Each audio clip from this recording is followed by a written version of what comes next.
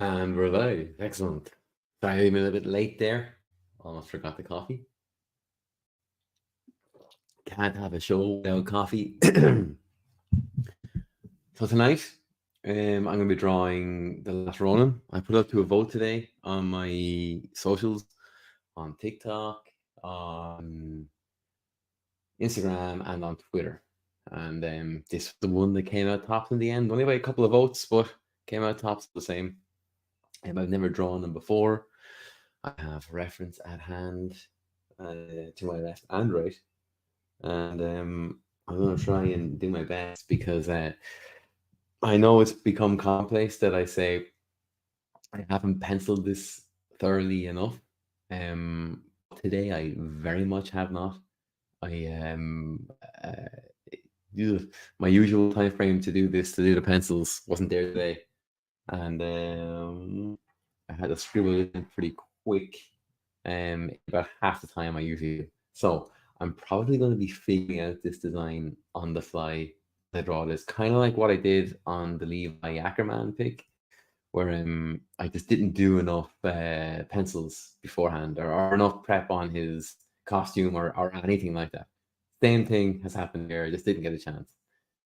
But we're going to draw this. I'm a big fan of the book. I thought it was brilliant. It was great to see Eastman and Laird together again, and generally when they are, it looks like they're just an unstoppable creative force because they just keep knocking it out of the park. Like the more together, the better.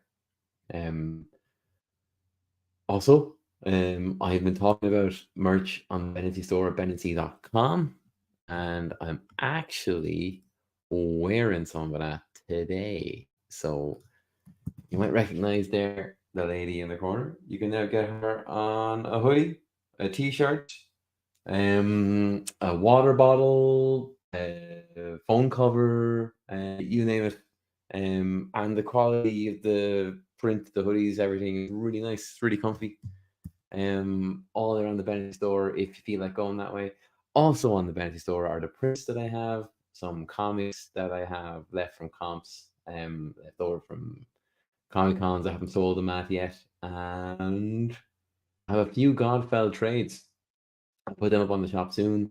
You can also book commissions on the portal on the website. Um, Now with all that done, what say we go draw some turtles? So I haven't drawn one of these guys in a long time. I was the biggest turtle fan growing up, so really looking forward to this. Yeah, it'll be fun. All right. So as I said, I'm kind of figuring this out on the fly. You can kind of see how rough my drawings is here. Like, there's like this an idea of what I want to do for the background. It's just pencils in at the moment. Some kind of lasers shooting them because lasers are good. And I was trying to figure out a composition, so I just kind of drew in a thing, and I'm not entirely sure as to whether to go with that composition or this one. I think I like the higher one more. I think the space at the bottom of the page. It's kind of nice. Put my thirds on, find out where I'm at. Maybe he could be a little higher, if anywhere. Maybe we could tilt him a bit too. The glory of working in a digital program. There we go. I think that was better though. There we go. That angle is just nicer. Okay. And I will remain spoiler free. I'm not going to tell anyone who the turtle is, for anyone who doesn't know. Um, the last Ronin is kind of a futuristic take on the turtles. Sorry, I'm speaking away from my mic. I have no idea if I can be heard. The last Ronin is a futuristic take on the turtles, and for a period of time while you're reading the book, you don't know which one of the four that it is, but you know a lot of them have died, and it's just a brilliant read. Um, we're gonna go pretty high on the composition here. I think I like that negative space at the bottom. And how does that play out with the lasers? Pretty good with the lasers still. Might put him a bit closer to him so it looks like he's really dodging them somehow. And we'll put this in an old folder. You know what I want? I'm just gonna delete them. I don't need them. Why do that? Why hoard files? What's the point? What is the point in hoarding files? No. And thanks for joining us on the odd stream last night. We'll be up again next Tuesday. We'll have some more stuff for you next Tuesday. As we do more of the live show, we're figuring out more of the live show. Do's, do not things you can add, and the platform we're streaming from is the same one I'm using here for this. And the more I'm using it, the more finding things we can do with it that are really cool. So we're pretty pumped to go and try a lot more of those things. But yeah, so I'm gonna. What do I do here with this guy? Because I don't really know the design. I am going to look up the tonfas there for 1 second because they're metal tonfas. You know what? I'm not. I'm just going to go with it. If I need to change it afterwards, I can change it afterwards. Okay. We're going to put a lock on that. I'm going to draw on that there. We're going to pick our ink brush. We're going to leave it at 7.1 as we usually do. And then I'm going to start. Where will I start? I think I'll start with the head. I usually don't, but I think it's going to set me up for everything else here because kind of like Vader, it's a design I'm not that familiar with. I kind of feel like when I land the head, I'm going to be in the zone for the rest of the costume. So here we go. Again, this is very rough. Please bear with me. I used to spend my days drawing these guys. I watched every episode of the show, the cartoon, when I was younger. I just couldn't get enough of these guys.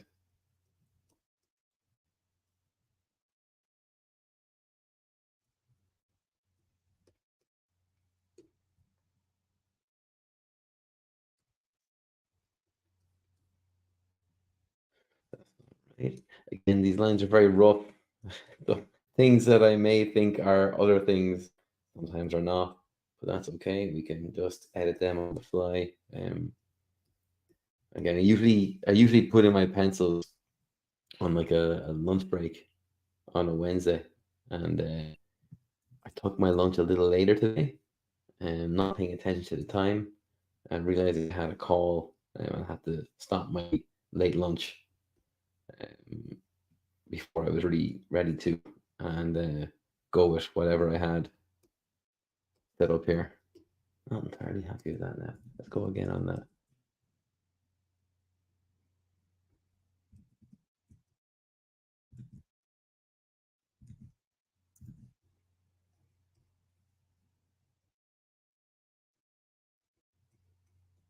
So usually when I draw the turtles, and I think it kind of came through in the rough here a little bit.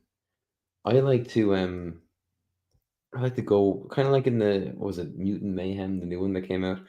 I like to kind of draw them as teenagers, not as these huge, big, muscly monsters, that look like they're well beyond teenage anything.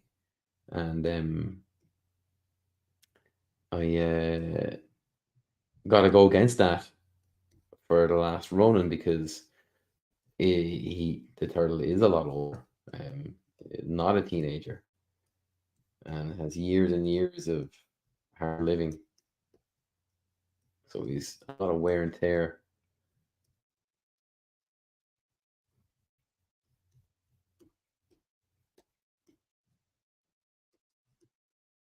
One tip I think, like for drawing these guys, is not to overdo it. Keep that head kind of simple. Um, and the simpler you can have it, I think the more expressive you can also make it. Those shapes become a lot easier to manipulate.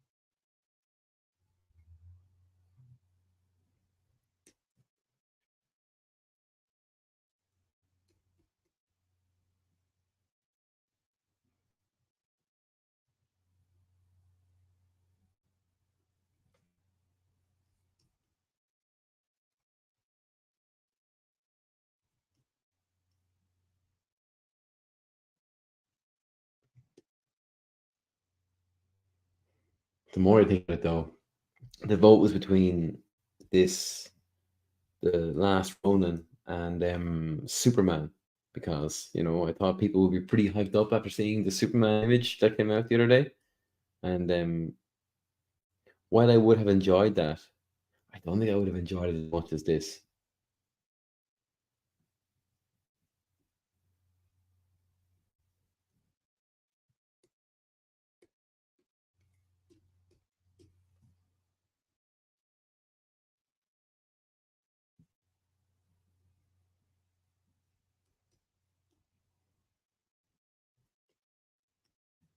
I kind of like how expressive a lot of artists can make these guys, how much you can squash and stretch their facial expressions.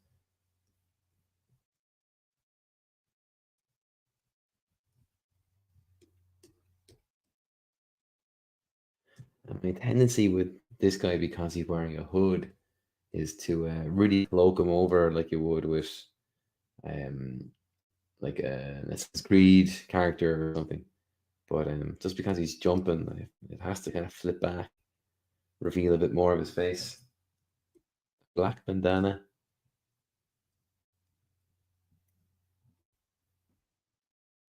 I might come back and just use a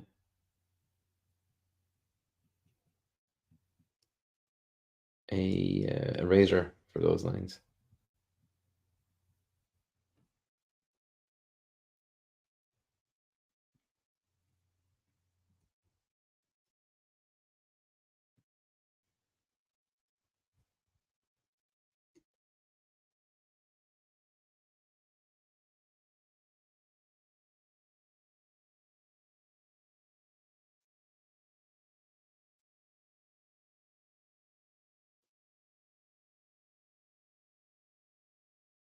And because you're working digitally, I don't feel like you have to go and pick the eraser tool. You can just make your brush or whatever nib you're using transparent, and you'll still be able to kind of draw with it and retain that kind of texture and line quality that you're getting with your nib or your brush. No, it's not Leo. It's thanks for the message, by the way, but it's the last Ronin, and I'm not going to reveal which one it is in case people haven't read or seen it. Like I think you can have seen that anywhere. You'd have to have read it, but you probably would have seen the news that there's a live action feature coming out about this character, and can't wait. It looks brilliant. Leo was my favorite though. Leo forever.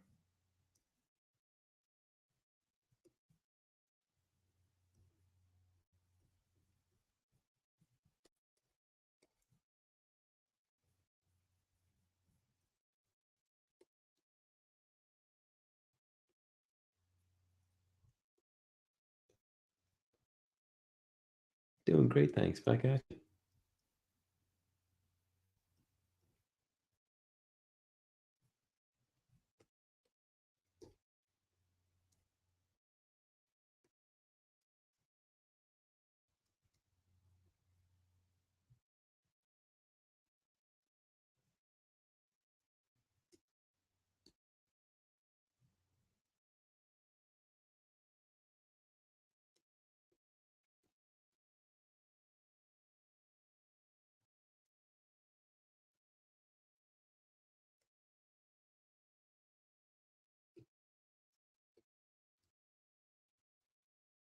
And again, you remember you don't get marks for messing around with your shapes and your shadows, your spot blacks.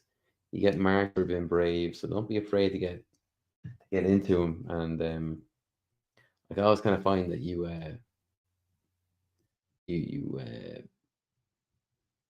get more reward for the braver choices you kind of take. As long as they're informed, there's no point in just being reckless with them. But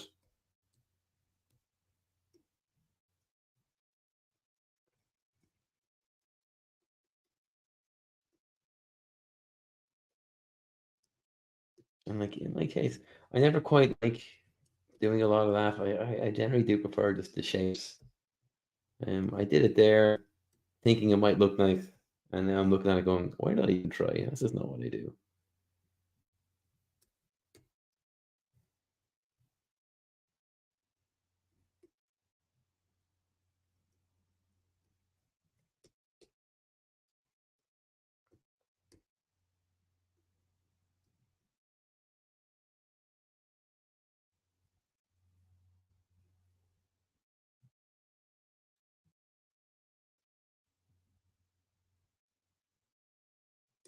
And pardon me if I get a little quieter tonight.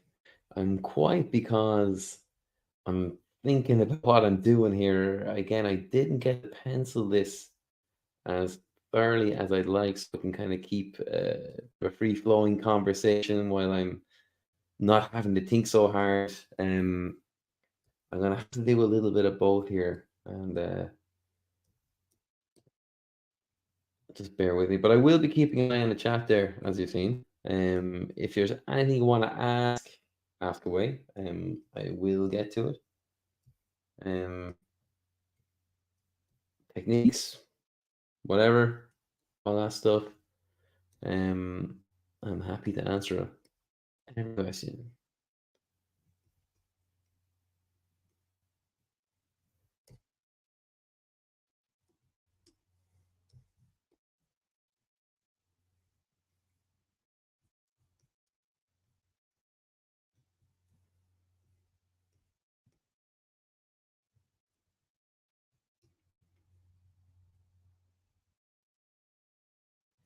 It's a great design, actually.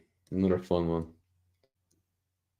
One thing about doing the show is I got a chance to draw a few characters I probably wouldn't have otherwise.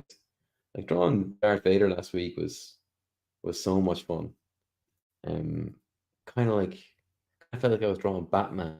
Like there was he just came to life so much. The more you add some shadow on him, and it was just cool. Don't want that tangent down there. There we go.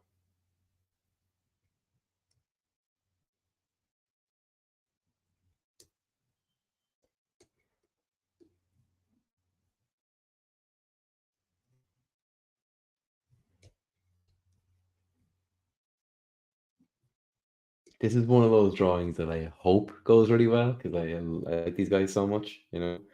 Like I was kind of saying that Darth Vader was one of those characters where you want to get it right because he's so popular. You want to draw a good Darth Vader. And this is one for me where I hope I do myself some justice here by drawing a good last Ronin.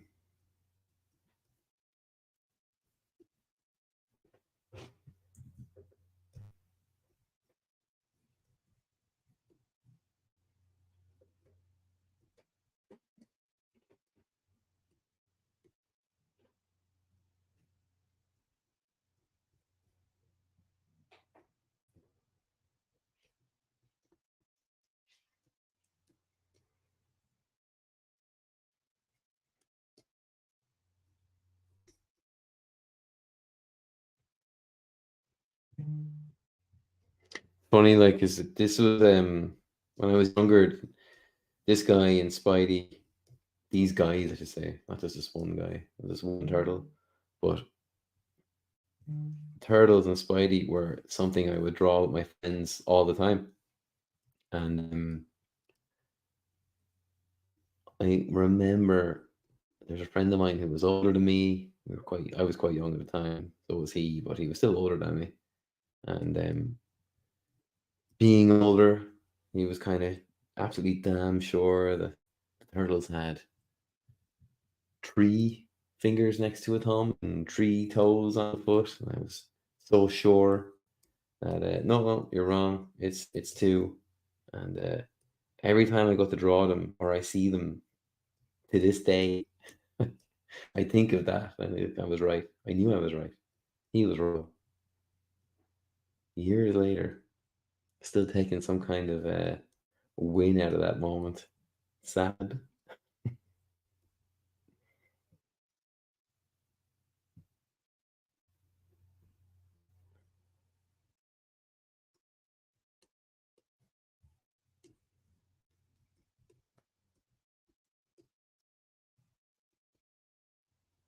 think I'd like to put in a couple of tears in that.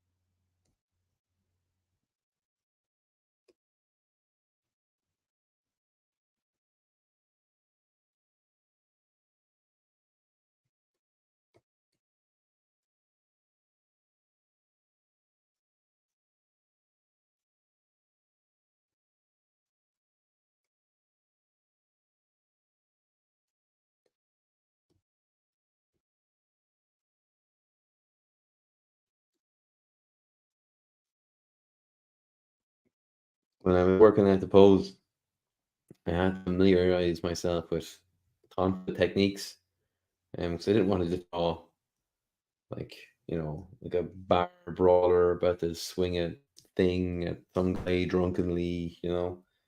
Um, he's a turtle, a ninja turtle. These guys are fairly weapon friendly. They know what they're doing. So I think it's important to try and capture that in some of the movements. Um, Generally, some of the katas or techniques, not katas, sorry, that I was looking at um, was of a person standing on the ground. But for the sake of this, we'll kind of jazz it up a little bit. Have them jumping through lasers.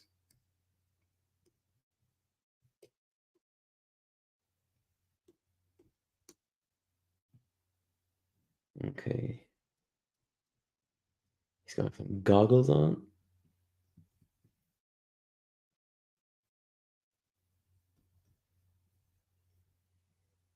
Kind of square.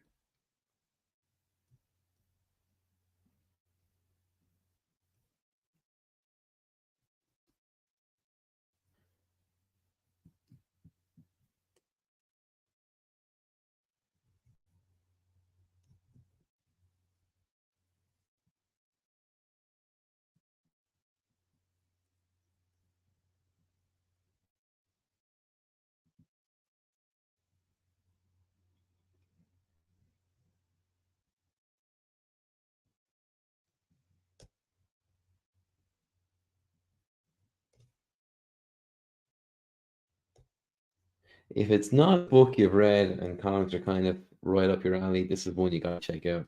Especially with the film kind of coming out. Will be I would absolutely recommend familiarizing yourself with it before going in straight to the film. I don't think it's going to hurt the experience in any way. I think the story is so good you'll enjoy it twice. Um,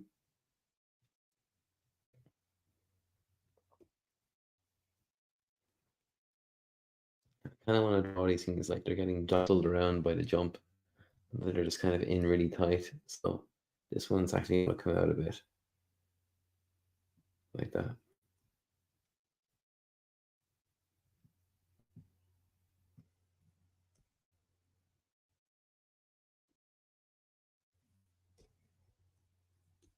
Again, you've heard me talk about twinning quite a lot on the stream here. To be one of those moments, you don't want the goggles to look the same on each side, especially considering he's doing very different movements on each side. Why would the goggles be doing that? And it's just another little thing you can do to make your pose and everything to go with the pose a little bit more exciting.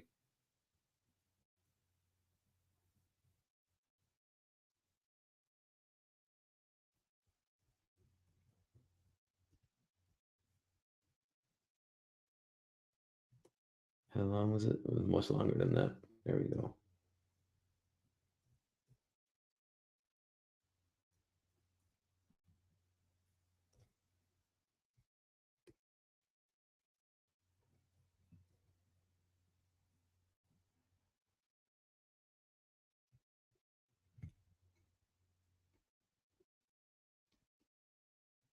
All right, so I haven't got that line right. I'm just going to fix this like so, and then I'm going to use my brush to get rid of that.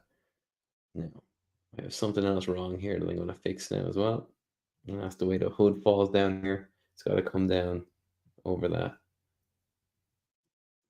like so. And then this hood, or this part of the hood, it's not like it's two hoods. He's not wearing two hoods.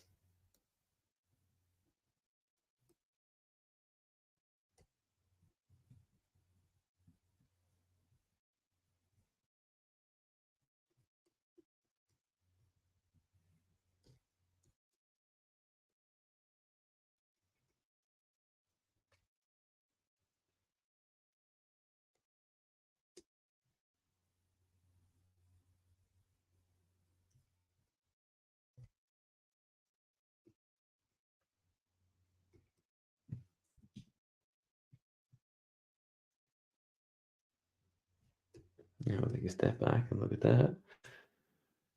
We're getting somewhere. Pretty happy so far. Keep going.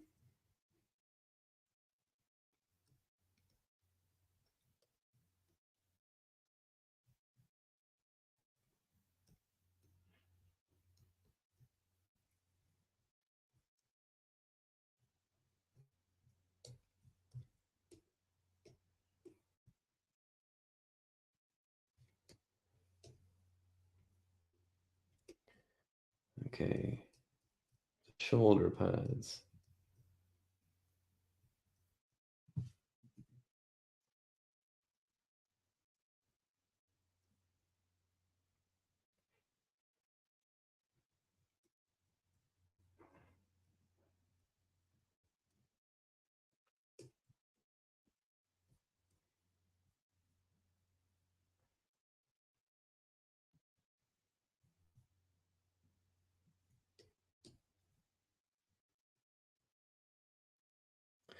I think it's 4, 1, 2, 3, 4. There we go.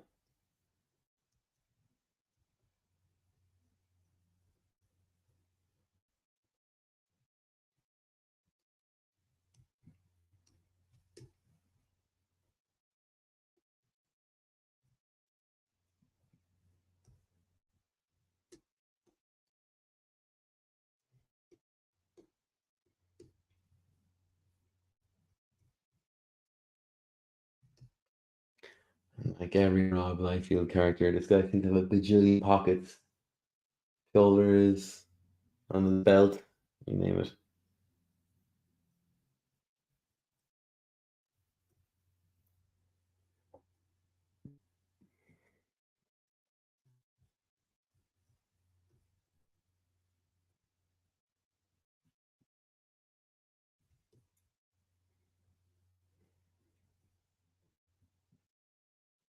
I'm gonna bring that in there because it's kind of tangenting on that corner.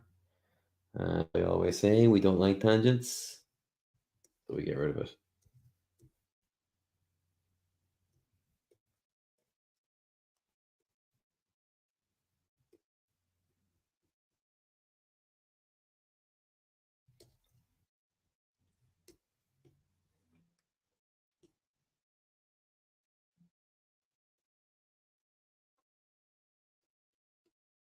I like to draw the turtles kind of wide, so in my in my rush, I think I have them wide enough. I like to have them kind of wide and short legged.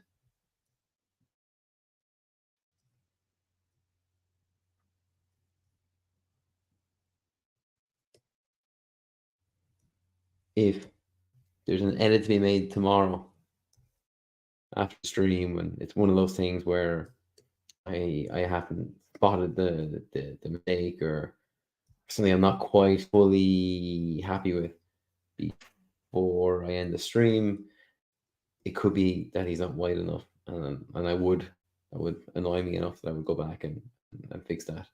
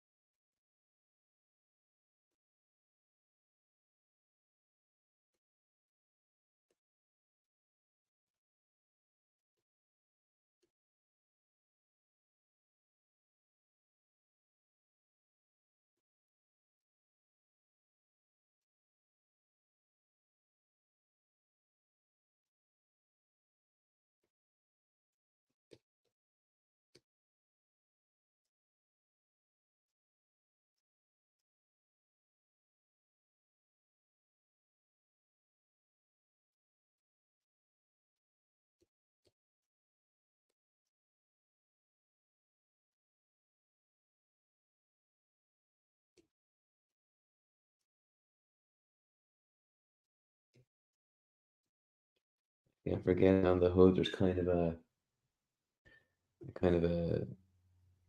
I don't know what you call it, a seam or something going around the edge.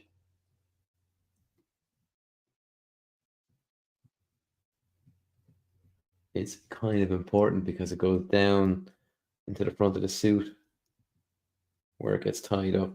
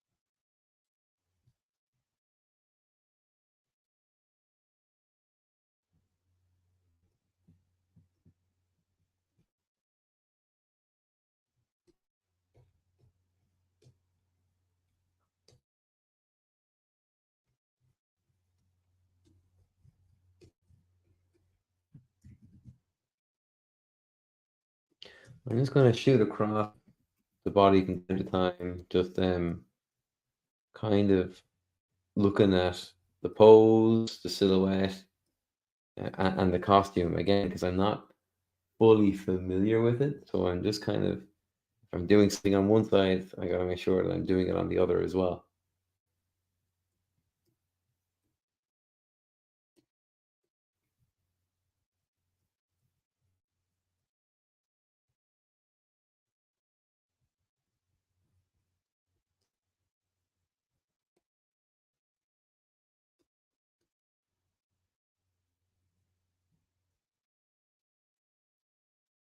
And like I said on some other things, there won't be a whole lot of fill tool use, especially on this character with the materials he's wearing. It's going to be very much nib, um, just on the chances that I might get some a better texture, a better feel for everything, as opposed to this pretty clinical digital black shape. There's a time and a place for it, like what I mentioned before when I was working on Ben Grimm. You know, his shorts are quite silky, so you got that kind of, so long as your shapes are informing the texture of the material, is actually a good idea to go back and use the paint bucket for your fills. Because you don't want any kind of gritty texture feeling off it. You want it looking pretty clean.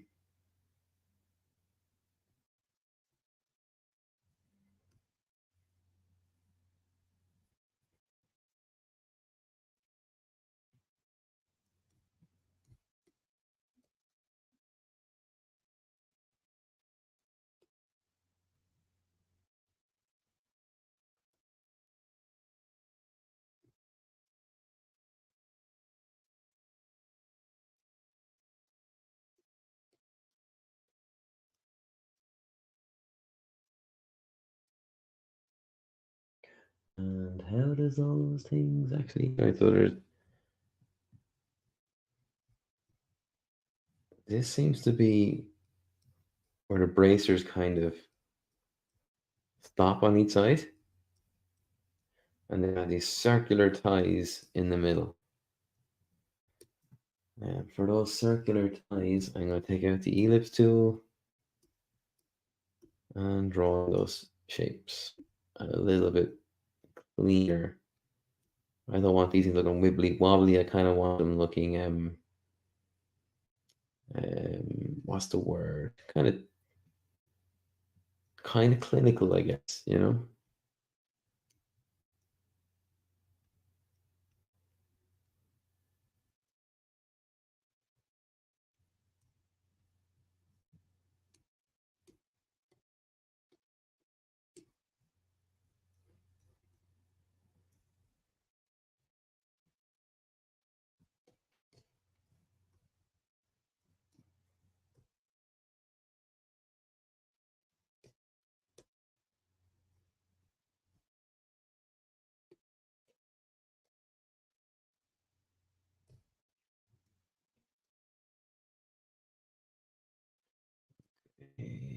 So I'm going to change those roughs into something more like this.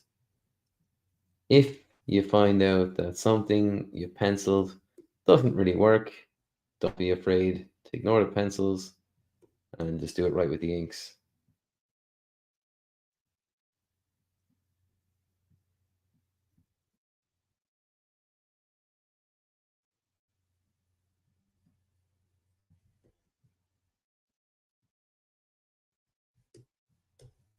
And remember, all those lines have to form the volume of the forearm. They should go around.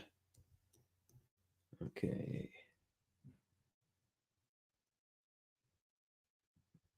I'm going to put in some strong shapes for now, and then at the very end, if I get a minute, if I'm not running over time or anything on this, I might get to that because I'm not familiar with the design. Um, I'll add in some textures on those shapes if I think they're needed. Oops.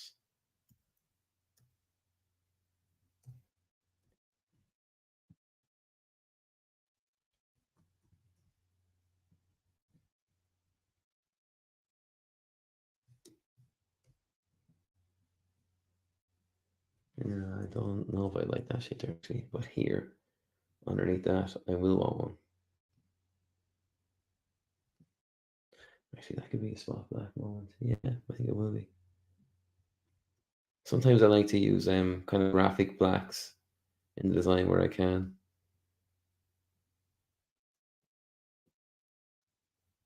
And if you were like me when I was younger and I was afraid to ink, very happy to pencil. You can undo pencils with a rubber, you make a mistake, but when you go to ink and you made a mistake, that was a mistake. There was a big job trying to fix it, if you could fix it at all. I didn't know all the things at that stage, not the things that I know now, and kind of put me off thinking. I was afraid of it, and as soon as I kind of started thinking about using inks as a means to create focal points as opposed to just rendering a realistic shadow according to whatever spotlight was being shown on something. Um, I enjoyed it a lot more, and I think my drawings got a lot better for it. So I recommend people try that if you're kind of afraid of it, things aren't really working. Try and give yourself some graphic leeway. Plant them in and see if you can make something aesthetically more pleasing with a graphic spot black, or you can create a focal point for your story doing the very same thing. You won't regret it. I wish someone had said that to me when I was trying to figure all this stuff out.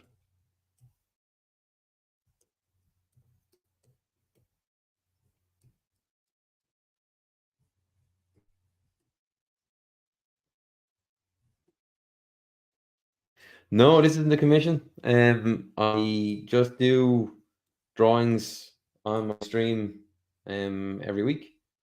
Um, but I do a monthly print in the Bennessy store every month. But because I've started doing this along with the monthly print, I think what I'm going to have to start doing is to be a bit more economical with my time. That one of these, maybe the most popular one that I do in the month, becomes the Bennessy print that month. Um, but I'll give you a look there just in case you weren't there from the start. It's last Ronin. I'm jumping through lasers and stuff. Um, Not a commission. I just outside the day job, where it's all work for hire illustrations on things that aren't Turtles or Spider Man or my or even things like Godfell. Like this is just stuff for fun, and I will try and do it for as long as I can. I really enjoy it. And thanks everyone for showing up and watching. Because if you guys didn't show up, probably would have stopped doing it, and I would have missed out. I was looking back on the amount of drawings I've done since January this year, and it's just it's my output is way bigger than it's ever been. But it's not going to be a commission. It could be a print. If people want it to be a print, you've got to let me know.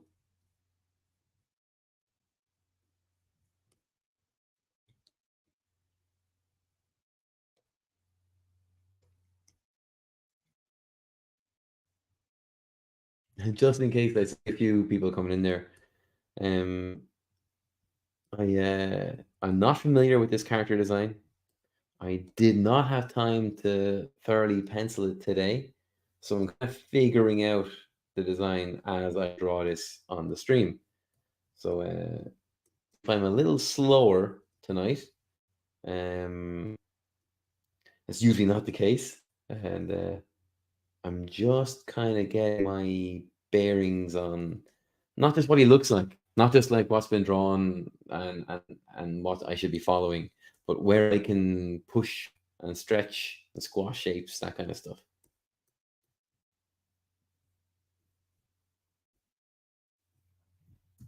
Coming from animation, the character design would be something I wouldn't deviate from at all. But getting to work in comics, I've seen that character design is kind of a hint at what you can do. If you want to change something, you can. Kind of, you can have your own little take on a certain part of the character. So long as they're not like being changed radically different, it's kind of a guy in a hood with some armor and the same kind of weapons, that kind of stuff. You're kind of in the right ballpark. You're fine. But in animation, if you're not doing the very same thing, for obvious reasons, it's not going to work out. So if I deviate a little bit, I did so on purpose. Um, but another thing I try to say to people, like when I'm doing commissions, I try to leave myself a day after I finished it so I can have another look at it and make sure that everything's where I want it to be. Otherwise, I make a couple of quick changes, and I think everyone's happier and better for it. I'm happier seeing it go out of the studio to whoever has picked it up, and I think whoever's picked it up will be happier for that extra little bit of time and care I've given the commission.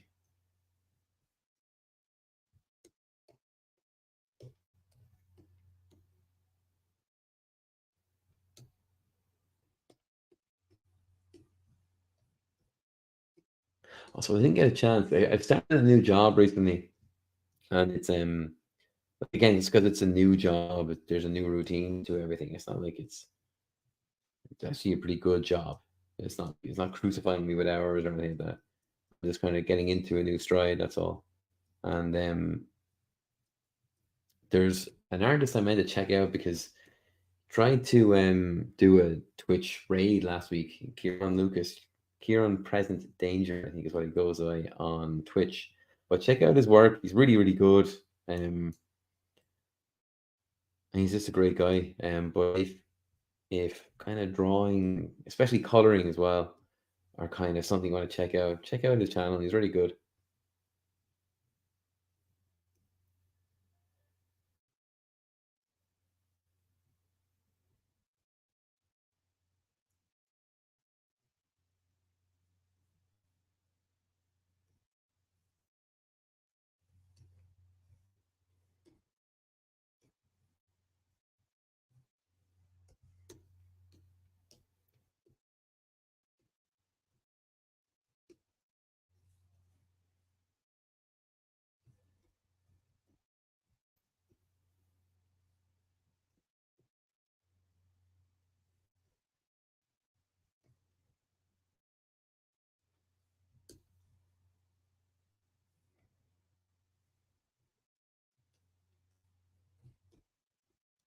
And if you find the shapes in your pencils aren't all the way there, ignore them. Come up with the right shape in your works. And your work, like I'm working digitally, so I can afford to be a bit more loose, a bit more off the cuff. If I was working traditionally, kind of like what I did on the Godfather sketches, where I used to do like a one digital sketch, kind of commission level, I guess, a week, and then two. Yeah, that's going where I wanted. I'm not using that line. I'm just checking out to see if if that's giving me the shape, the things I was looking for. like indicating creases in the suit and possible seams, that kind of stuff. And again, I'm not using the bucket tool on this character because I think those little bits they miss, whether they be deliberate or happenstance, I think can add a little bit of texture to a costume sometimes.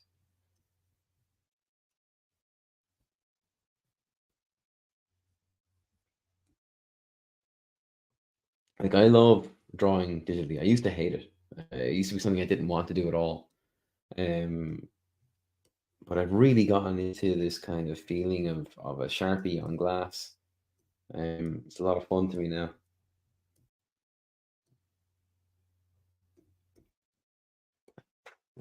Probably came in a bit too low.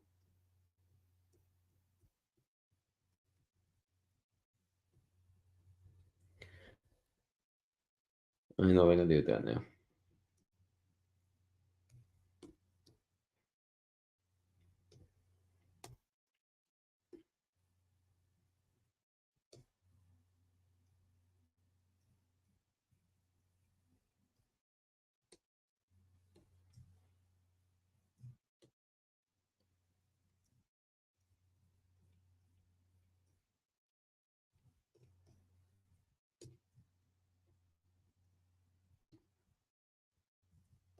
Now, what am I looking at here? That's the outside of it. Comes in there, loops in. That line shouldn't be there. You change those things on the fly, and if you leave these little lines around, you can get a bit lost with them sometimes. Um, Especially when it's a character you're just not that familiar with.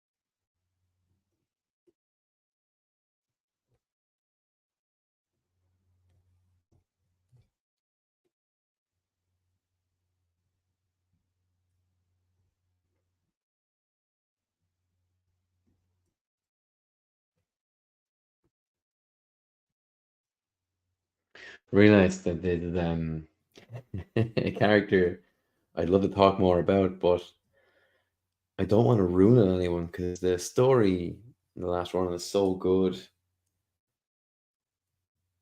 I could really heard it on someone who I think hasn't read before. Like there's so many twists and outcomes on things on characters that are really important to me. I guess that might not be important to anyone else. So maybe it's not as big a deal as I think it is. But yeah, like I loved it. This is a lot of fun to sit down and draw. I haven't drawn a turtle in ages, and it used to be all I would draw. I was just drawing. I drew these guys for years and years and years. Couldn't draw them enough. I just kind of realized there that my shadow was twinning a bit. It's kind of why I revisited this side of the body. I'm just fixing that now. If you're not familiar with the term twinning, because I see a few more heads in there as well, it's kind of when things are kind of working out symmetrically in a pose, or maybe it could be like objects of secondary reaction, like the tassels in a hoodie or something. You know, you don't want them to fall around the same way. They should fall differently from one another, and drawing them as such kind of lends a bit more life to your pose. Uh, it's kind of something you should look out for.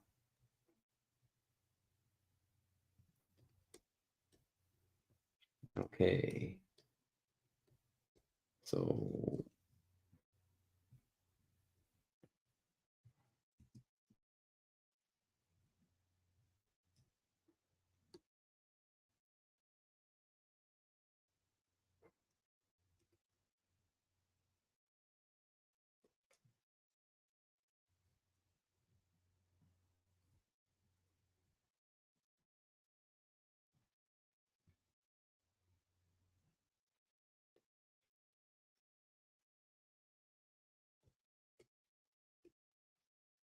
I was going to have them bump up off the bracers, but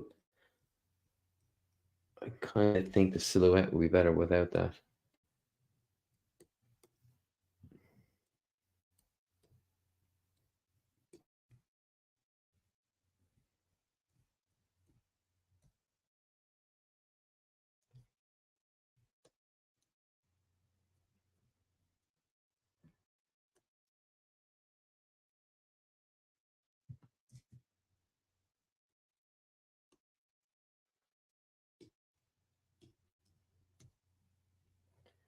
So I'm going to draw the tonfas, and I think what I've actually done is kind of wrong in the pencils there. I've drawn a rounded side on the tonfa, and I think it's square, so I'm just going to use a square. I just think it's hey, why is he is drawing a circle there in his roughs. Why is he not drawing a circle? Because I kind of like these things being on model as much as I can make them.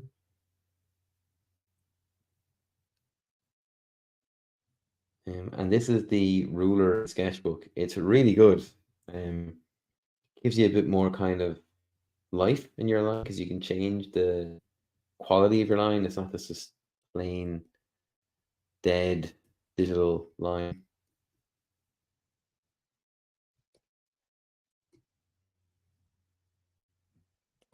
I just realized the hand is wrong. The knuckle should come at the back of that. It's not as in profile as I thought it was.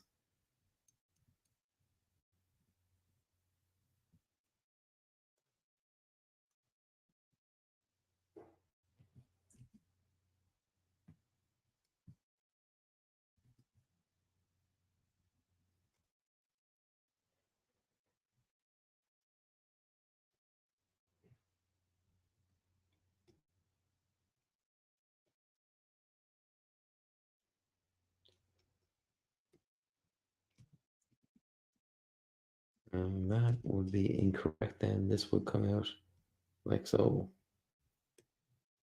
Yep, this is it. This is why it pays to pencil a bit more thoroughly at the beginning of your drawings. As I said, usually I kind of pencil these things a bit more, with a bit more detail in them, so I kind of know what I'm doing while I'm talking. And today I didn't get that opportunity, and I'm going to try and I'll try and make up for that now as I go. Maybe I'm wrong. I think it actually is more in profile. Yeah, it is. Not quite what I had down on the page there, but close to what the one I was doing. Thumb should go over that.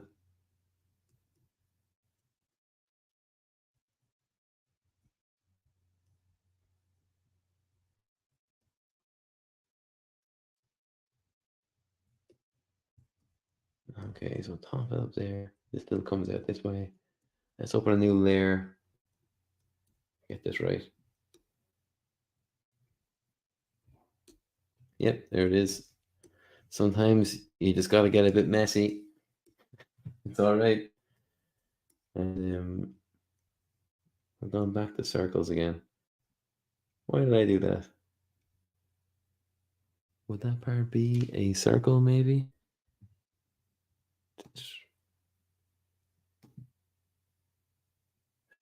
You know what? This is going to be one of those little shifts in design that I make. I'm going to make it a circle. I don't see the hassle in doing something like that. The ruler, I go that way and that way.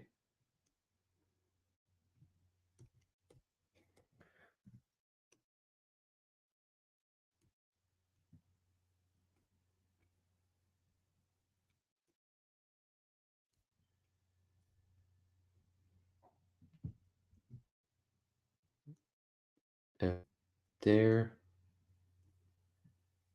Leaving one side of that line open, I don't want it closed all the way around. It just makes it look less robotic and kind of tech graphics, you know. That's not the goal here.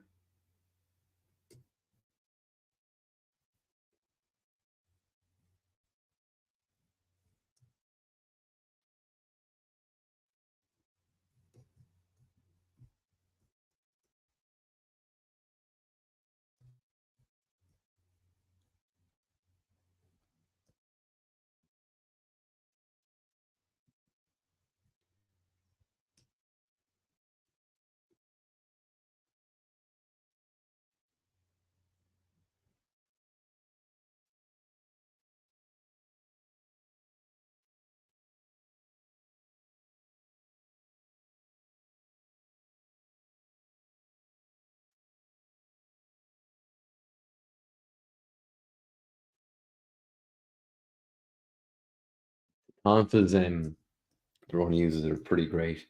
They're like these electric weapons. So you get that lovely little bit of sci-fi in there with your ninja fantasy stuff that Eastman and Laird are so good at combining together.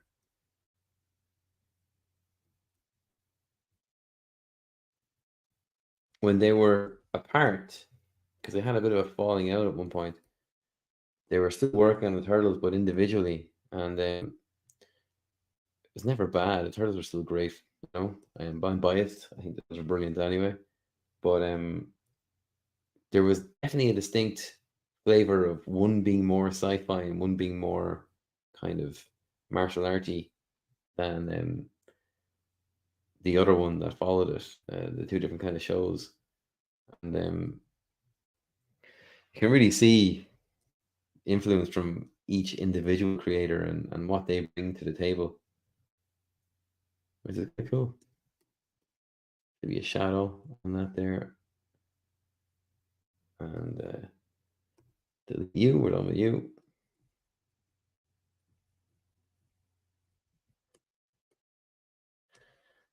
Back to that layer there. And I just put that layer in on the rough because I was trying to see it from the kind of lasers, and I want to do some kind of anime speed lines on it, that kind of stuff.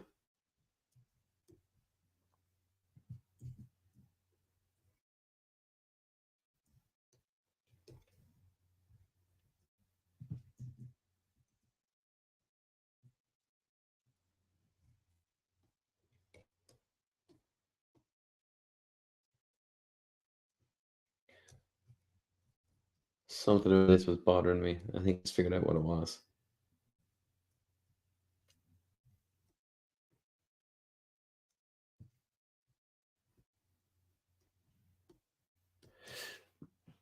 Excuse me. Yeah, I sure did. Got it.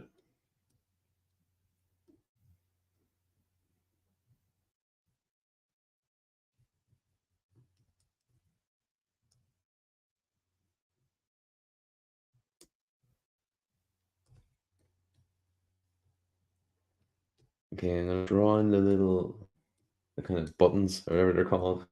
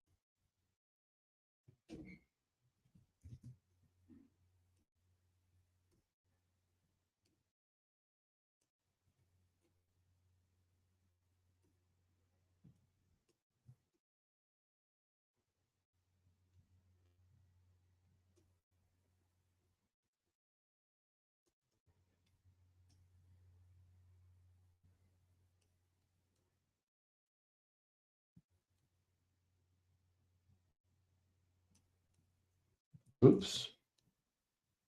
That's the thing about giving you that nice line quality. If you go too off the uh, the ellipse tool, it kind of gets squiggly and weird. I just realized that this one is miles away from where it needs to be. It needs to be around there.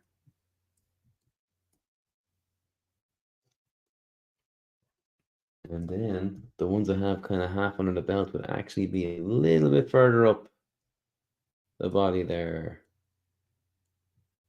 About there. There we go.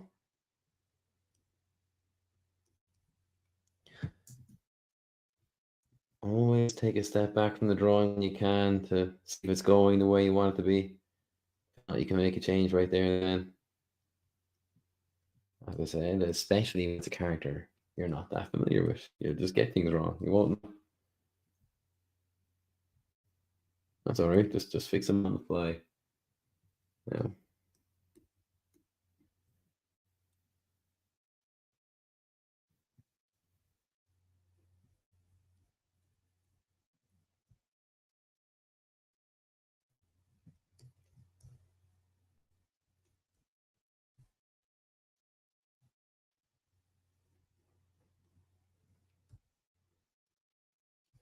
Actually, for anyone watching who isn't aware of the comic I did on my own called not on my own.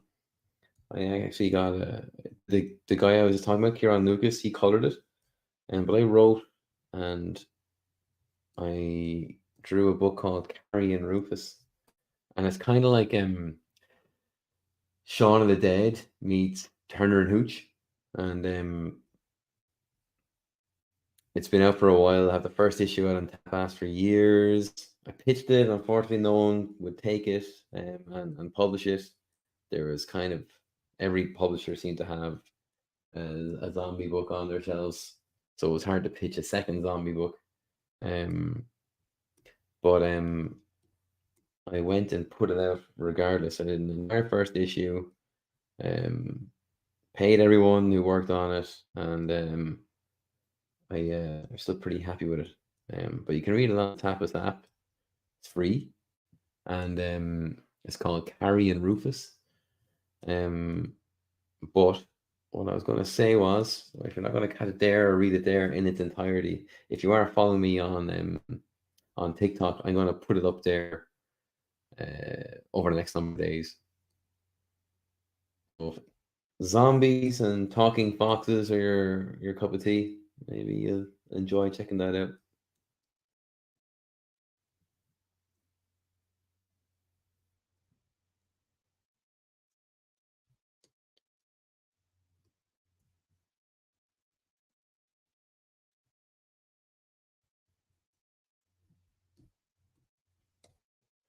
Okay, now the belt.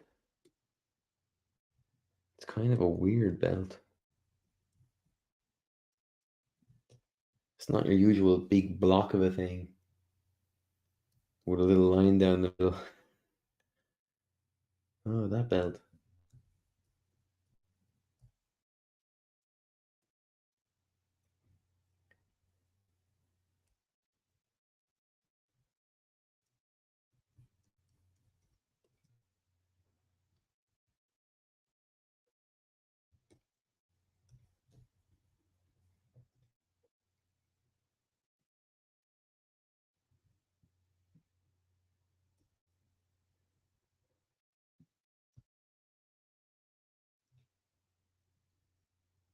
Whoever designed this really knew what they were doing. This is Lee. Oh, can I read that signature? I can't. It's all kind of blurred out. I should have got a better, higher res image. Lee, you Hyuk? Hyuk? I mean, that's not. It's either you or it's IN. I can't make it out, but it's so good.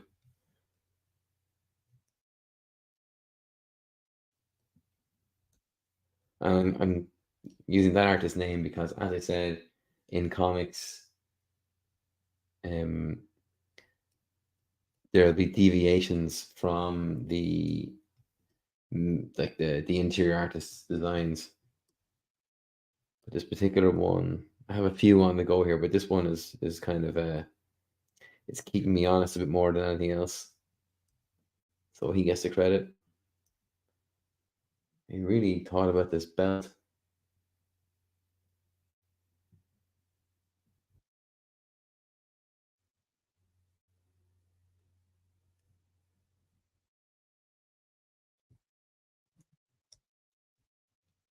This is what I mean about figuring out this design on the fly.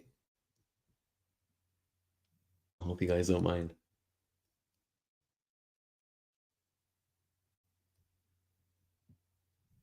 Okay.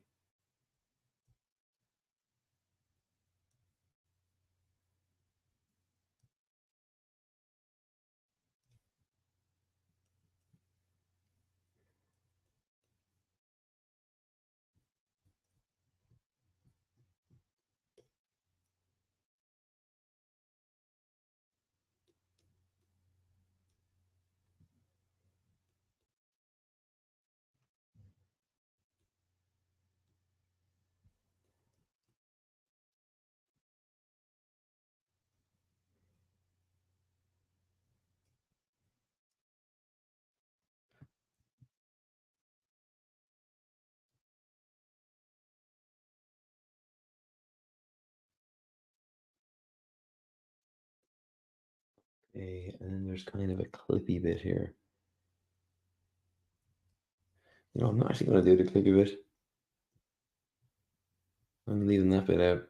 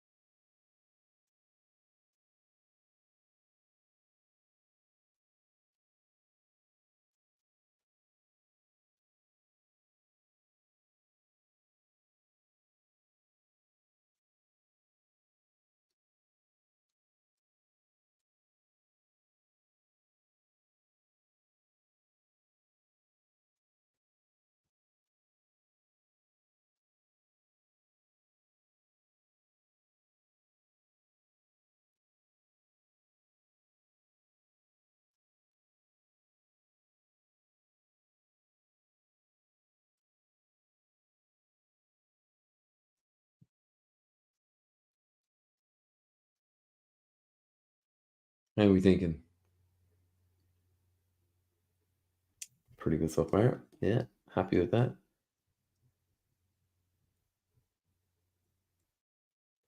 What I really like about this character design is he has all the turtle's weapons.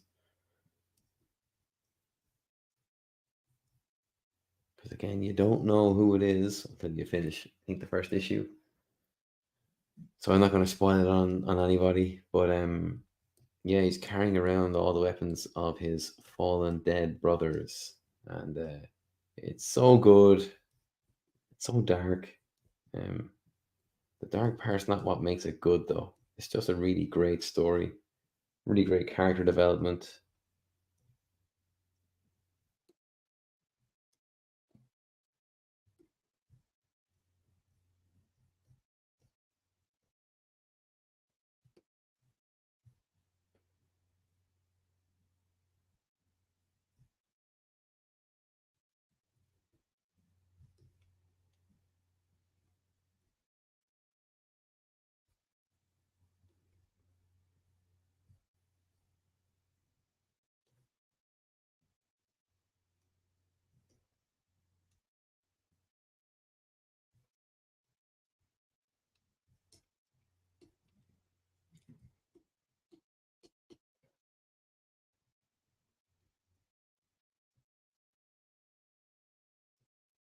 And it's not this really skin tight top he's wearing. It's quite loose, quite baggy. Kind of looks like something you might see back in an old samurai or something. Um, so there's no need to get stuck into a lot of muscles and six packs and all that jazz. It's not that kind of design. Um, it's more kind of informed on historical Ronin garb, I guess, as opposed to your stereotypical hero stuff. So render it as such.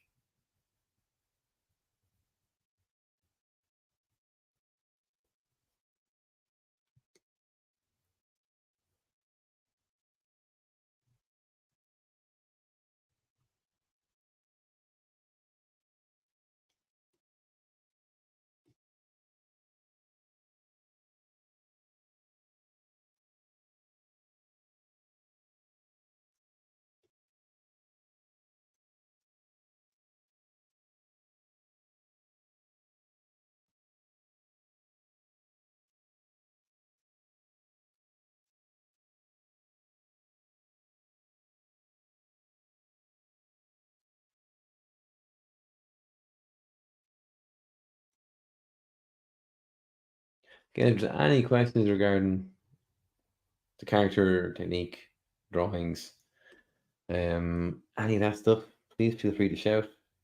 Um, I will be doing more odds pod with Dave Hendrick next week, Tuesdays, 9 o'clock. We talk about all things apocalypse and their book, The Odds. And you can always hit the comment section there as well.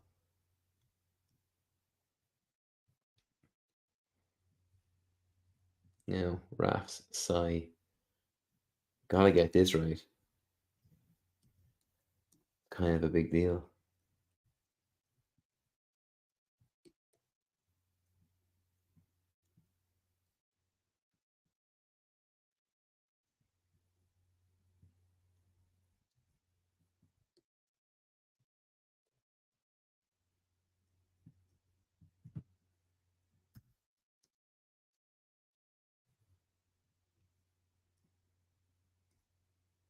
And I like making the size kind of big because I think it kind of makes the turtles look smaller and even stockier. Up a little too high, actually. Go around there. Yeah, that's better.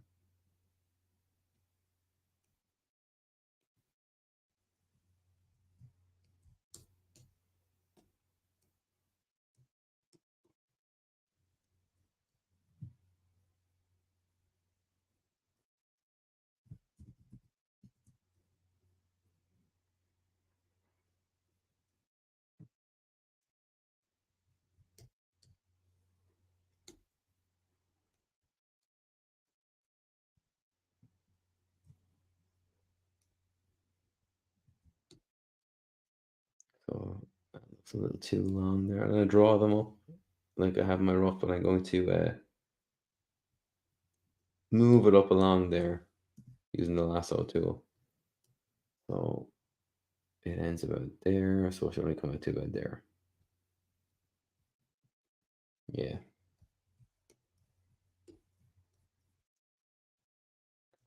Which is kind of better actually because it really breaks that tangent with the sleeve up for it, which is nice.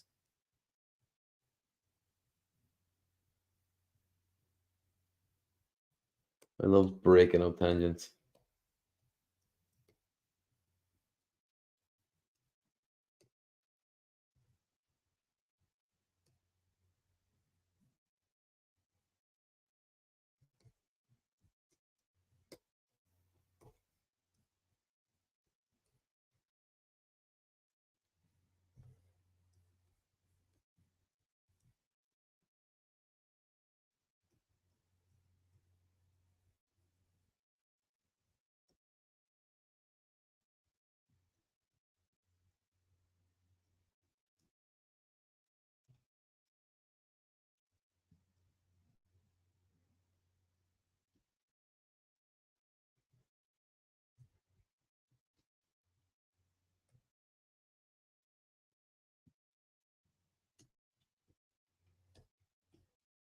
Getting somewhere.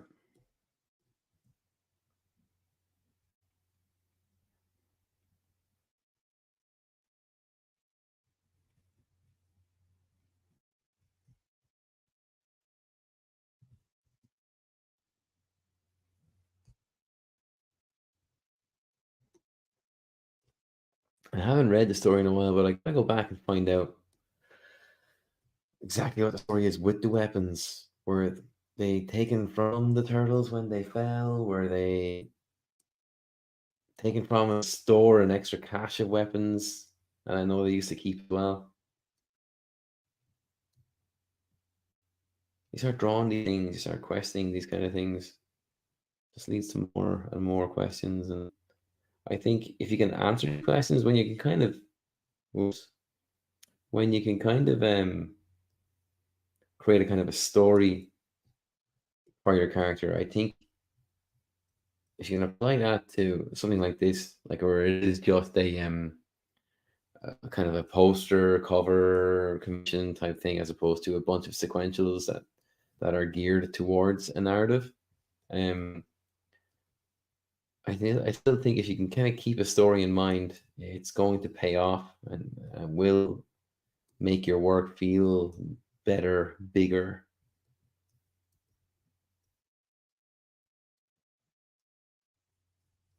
Also, like when you kind of ask, like, who is this guy? You know, asking yourself, like, how does this guy move? How does he talk? You know, and you can leave to some kind of great character traits that you can employ when you're trying to hit those character beats where you really show what they're like in those kind of big request acting moments. When you're doing action like this, you just kind of gotta go all out on the action. You can still have little accents on maybe where they lean or maybe where their mouth turns, that kind of stuff. But you really gotta you really gotta find out who they are for those other moments that those is quieter moments too.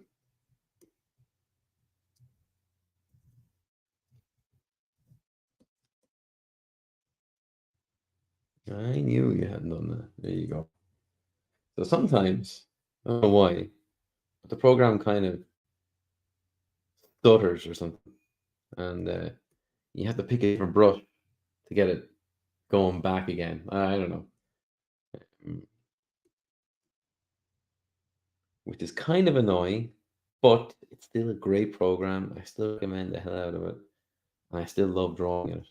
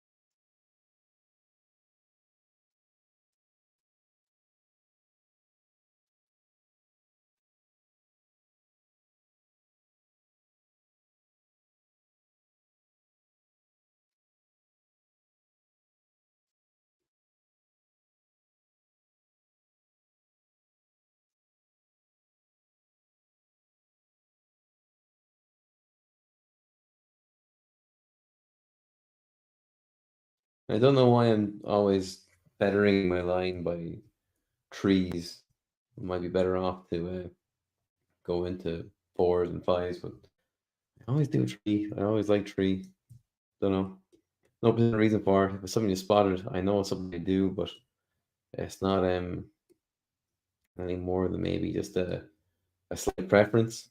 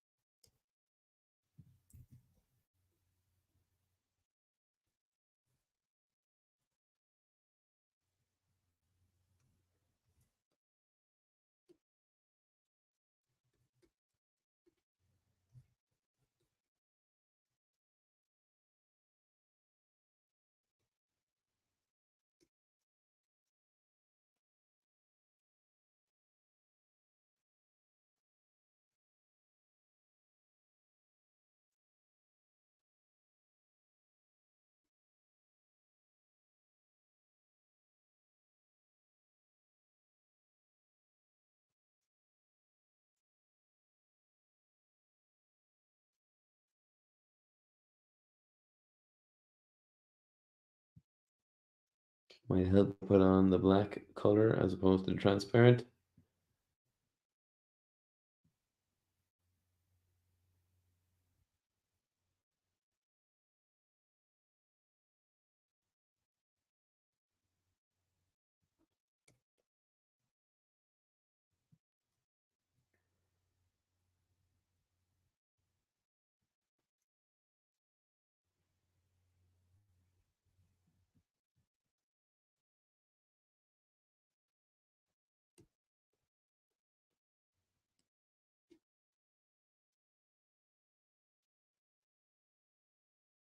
I forgot. This was a there's like a leather strap on the belt for the side.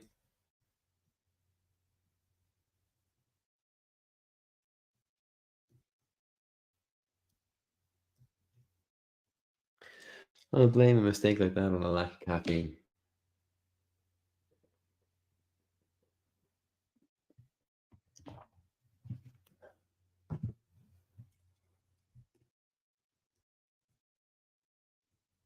Kind of forgot I was wearing the hat.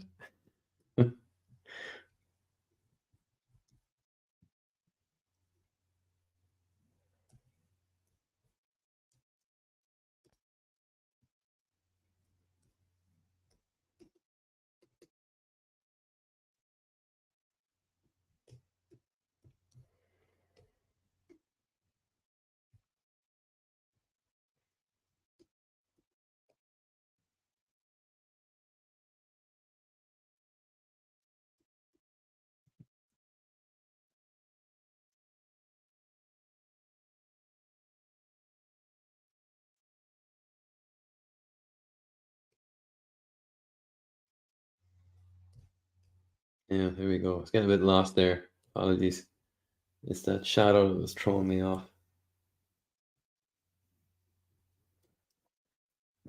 Hmm.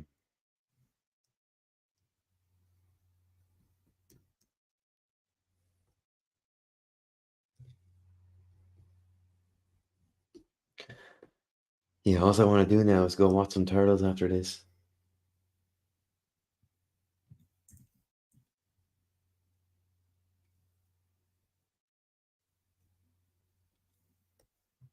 Not quite the shape I wanted. If you can kind of, when you're drawing in your shadows, don't be thinking about kind of lines and if you're thinking if you're thinking about dropping in kind of scratchy lines, that kind of stuff, fine. Make sure it's something you know how to do.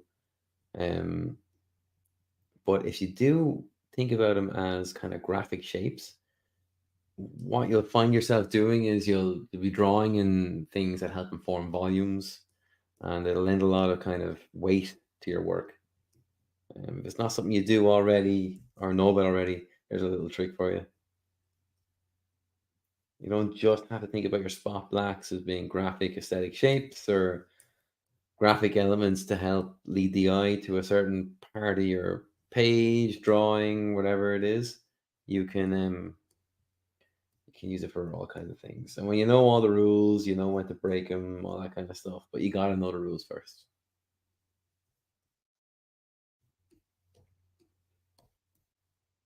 And when you don't know the rules, you break them. You think you're the whole man for getting away with it.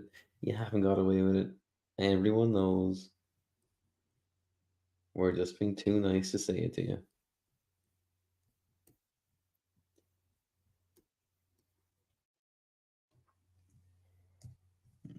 See, I was too zoomed in and I was too chatty there and I wasn't paying attention. So this line should follow this, and that one should come out there. So what I was drawing there was way too thick. You can see it there in the pencils and the roughs. No reason why I spend more time penciling stuff. I feel like I'm saying that to myself every week. When I was doing the I did a thing called Godfell month because I did a book called Godfell with Fall Comics. Christopher Sabella was the writer and co-creator on it. I was the artist on it and co-creator of it as well. And I did 3 drawings a week, and like the end of the first week, I was sick. You know, like I I just I kept up with it. I managed it the whole way through, finished off the month, and huge thanks to everyone that picked up a copy of Godfell. It sold well over here anyway. I don't know what it's like over in the States. I haven't heard yet. Um, Keen to hear though, because I think it did okay. And I just those 3 drawings on top of everything else I'm doing and drawing, like it nearly wiped me out. And I kept thinking of and I keep talking about how great he is on the stream, but Chris Samney, I do worship at the church that is Chris Samney, and he does a Batober every month. Every day he does an incredible. None of them are cop outs. None of them are easy way outs in any kind of the drawings. They're all really, really good. And I don't know how he does it because I had the plague. I was really sick after just doing 3 drawings a week. He was doing 7. You know, not all men are created equal. He's living proof.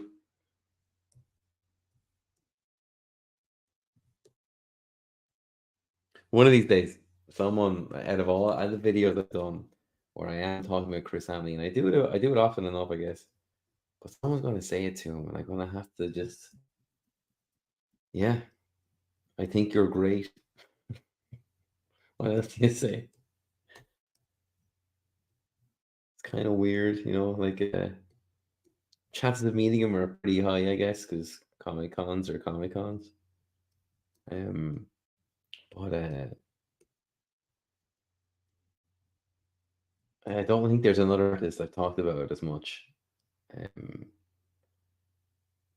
on these videos. And I'm always talking about how I'm trying to keep up with his output or and still manage the level of quality that he does more than anything. And yeah,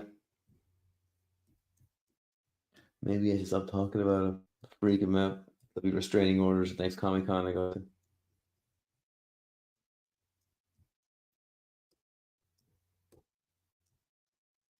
There's the coffee. Hey.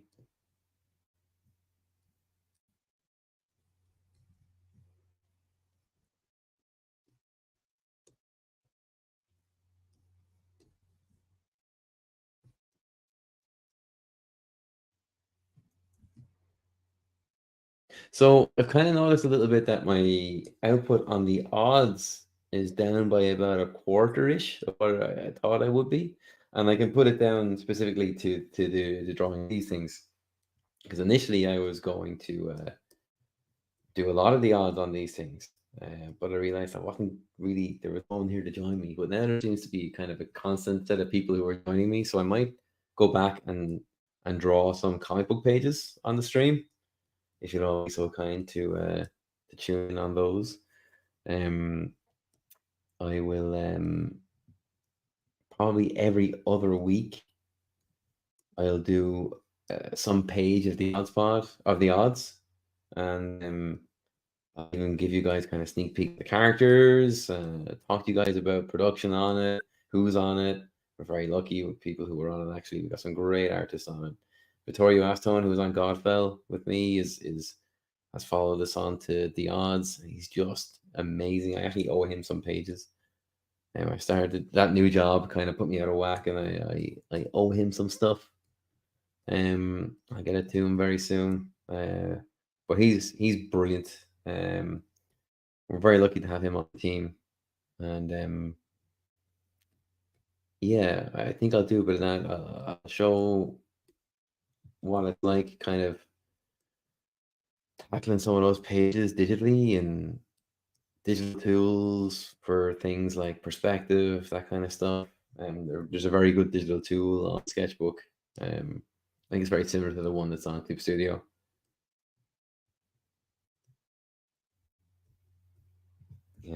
But yeah, we can do a bit of that, and I'll try and pick some non-spoilery panels. Like Dave's script are pretty tight. There's not a whole lot of lee room or leeway for non-spoilery stuff. He doesn't waste any page. So what I might have to do with the stream is tackle things like maybe a character out of context, or a excuse me, or a number of backgrounds. And in those files, I'll show you guys my reference, what I use for them, because I kind of tend to keep that stuff within the same PSD. I think it's easier to look for it on the same screen than it is to look over here or up there. It's just quicker. It's a bit more natural. So we'll go through that kind of stuff.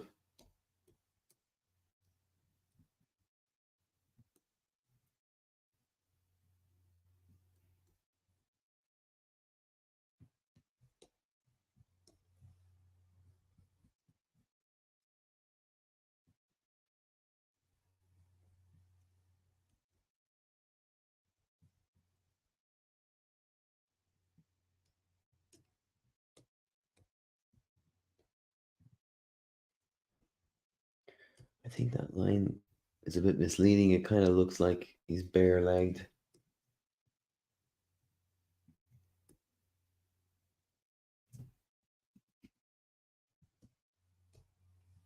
Come back to it. I'll come back to it.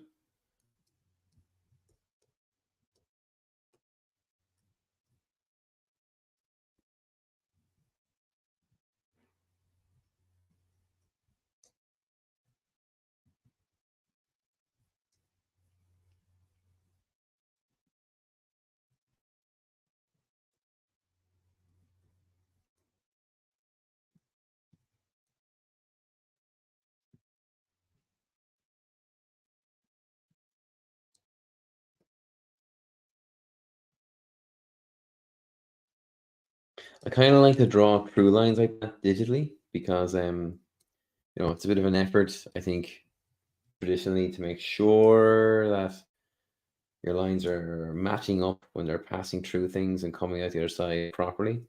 Whereas because I'm working digitally, I think it's far more natural just to draw it and then erase it as needed.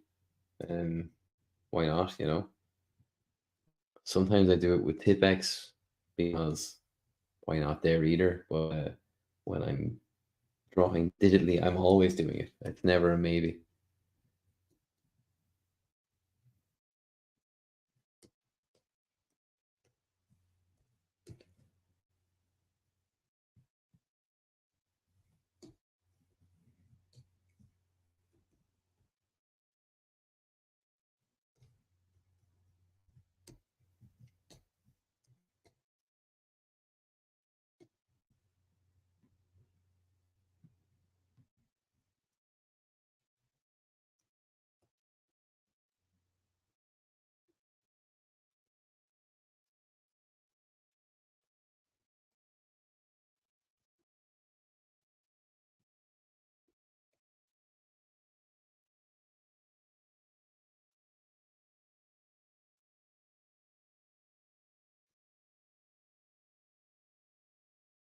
I know I've said it on streams before, but when it comes to drawing things like toes, there's a huge cheat you can do.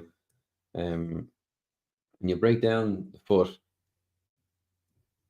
you have your kind of instep, you have your heel, you have your ankle. So you kind of have a shape. I'll try and break the shapes, might be easier. A shape, think of them as 3D, okay? Here then you have your heel, which is kind of a ball, I guess. And then you have your front pad of the foot, which is kind of a rectangle. And then you have your toes. And one thing I always kind of see on toes is people kind of just draw sausages. And it looks weird, draw sausages.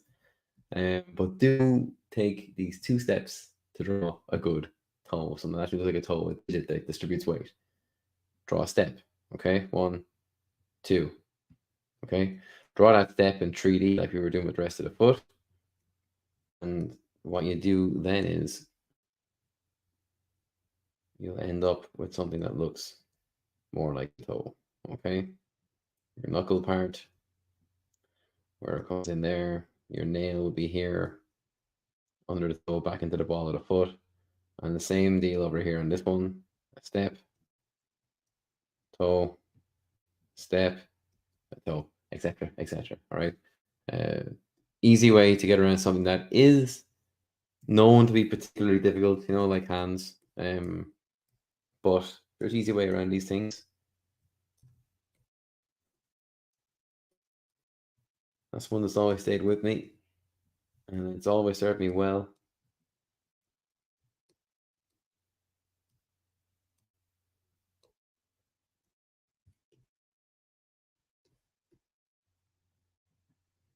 I think I'll draw that around. That comes up there. I'm not going to put that shadow all the way through there because that was actually a different kind of material. I think it's kind of a. Oh no, it's not. It's more leather. Okay. In which case,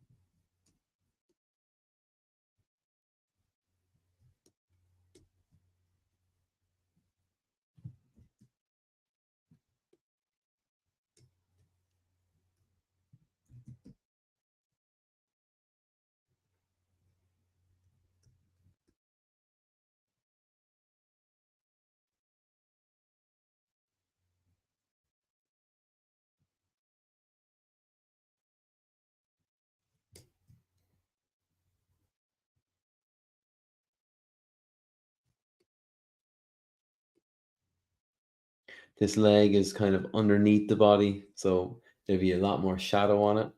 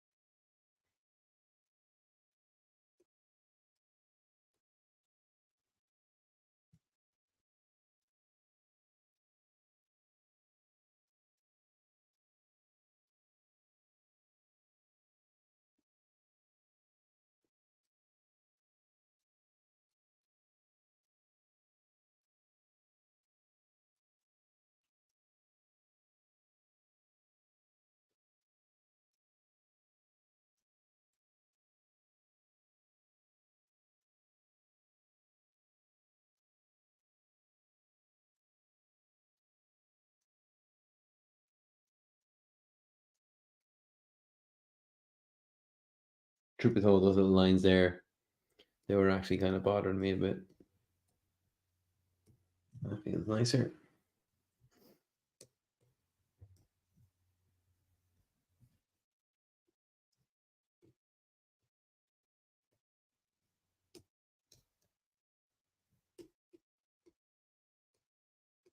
And he has asymmetrical kind of knee pads.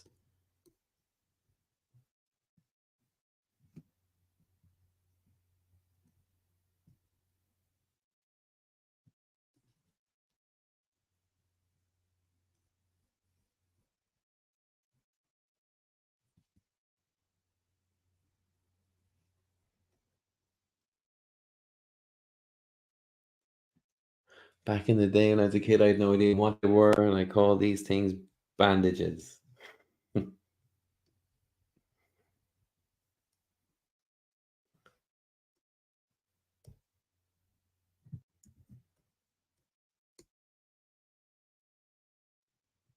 I had no idea that Michelangelo's nunchucks were called nunchucks, so they were called chains.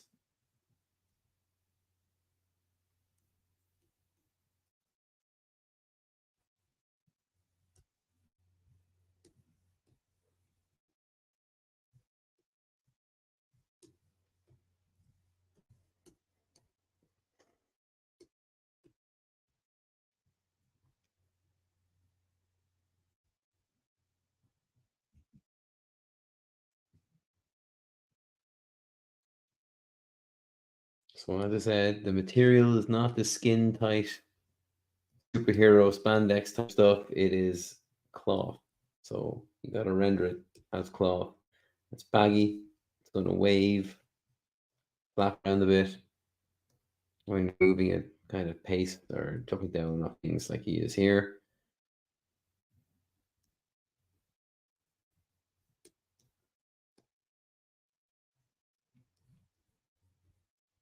And it's not like a load of rags either. It's cloth and it's leathers. It's a type of armor. So it's going to be kind of heavy and it should look and feel like it has real weight to it.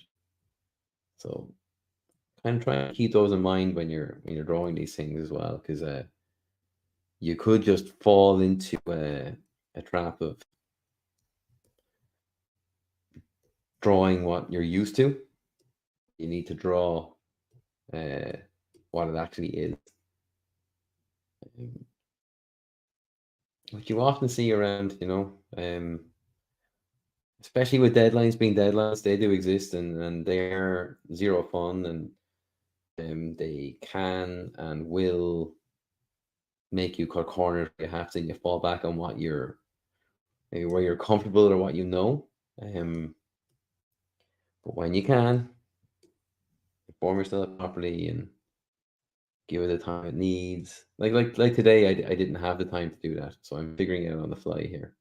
But I'm still trying to render uh, this guy as close as I can to the material that is the ref material that I have available.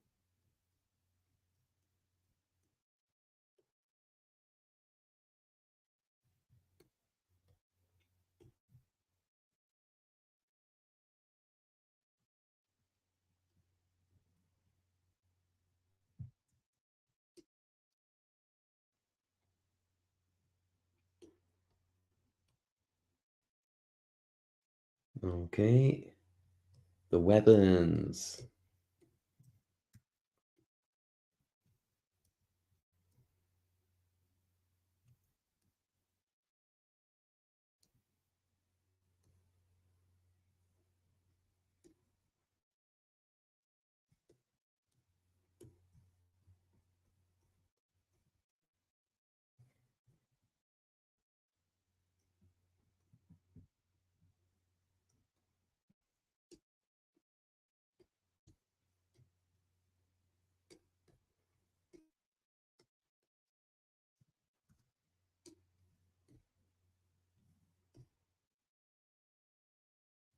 So I know that the tonfas are traditionally supposed to run down the length of the arm.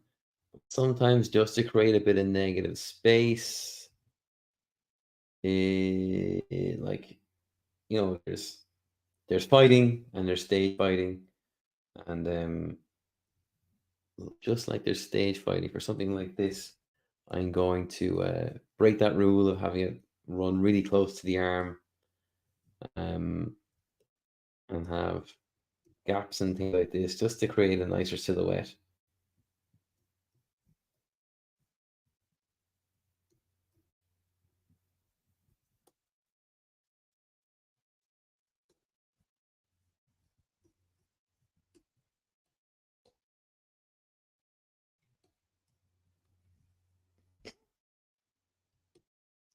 Donnie's bow is next.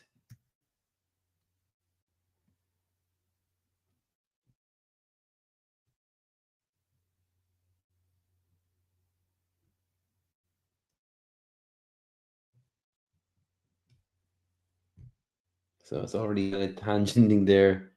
I'll have to do something with that now in a sec. It's an easy fix though. Okay. So this tangent here, it's not even a tangent, it's close enough to be one. So it goes. I don't like tangents.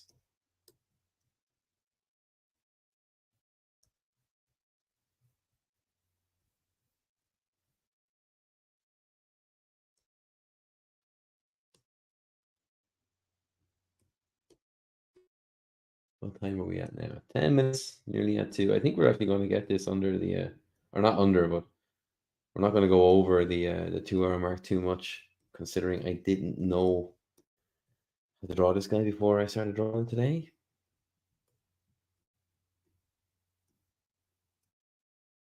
Is anyone here from like having seen my socials where I was asking about who will I draw, Superman or the last Ronin?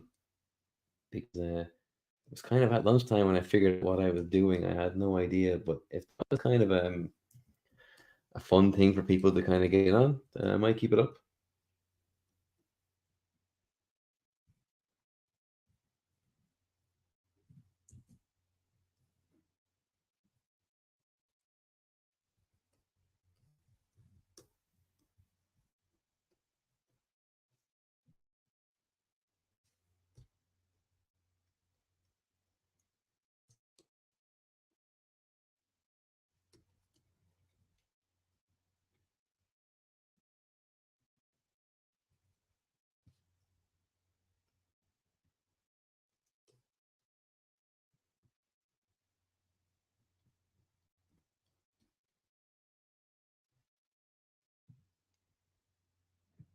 I'll go the whole way down. I think, yeah, something like that with a hard edge is the way to go.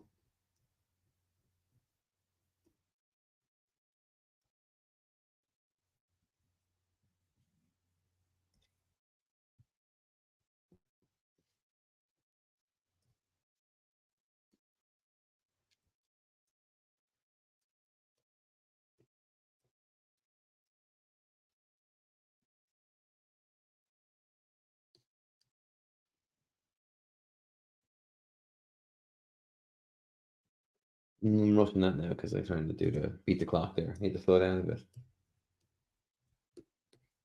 Okay, so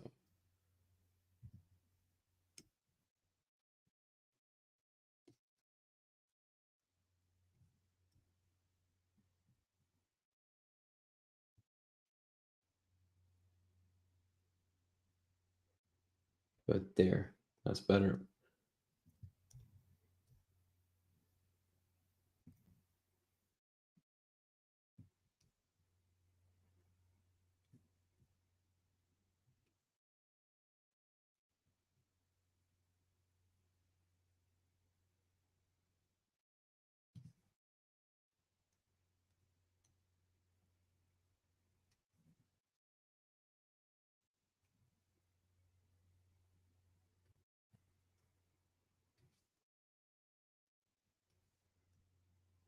Okay.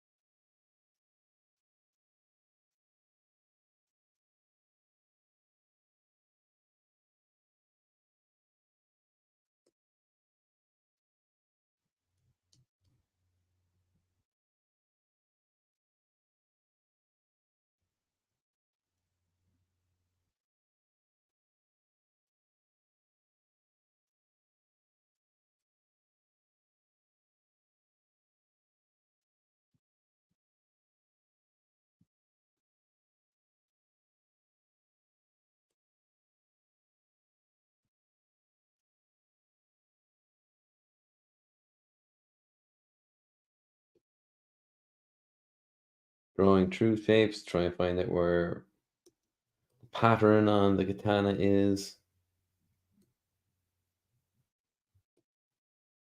Again, because I draw the turtles kind of stocky, I go heavy on handles and kind of ends of weapons, and short on legs, big on shoulders. Not so much, not so big when I certainly favor those things when I'm drawing the Teenage Mutant Ninja Turtles, but when I'm drawing the last Ronin, because he's so much older, you kind of double your efforts on those elements to make him look as big and as older and more mature than as he actually is. Whereas I don't see much point in making teenagers look as though they've been in the gym for 20, 30 years, doing nothing but eating eggs and drinking protein shakes and Miracle Grow or something. Sometimes I think they're just too big.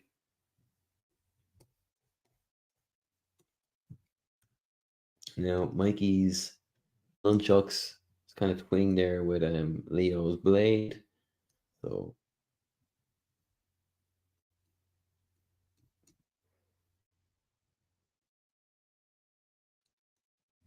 and when I'm let draw Mikey the way I kind of want to, I always have two different nunchucks. Just one for one of those. One is one of those 12 chain nunchucks, and the other one will be a 3 chain one. One for kind of beating people up, and the 12 chain one then is for disarming people. I believe that's what they were kind of used for. So that's kind of how I use them, how I draw them, how I use them.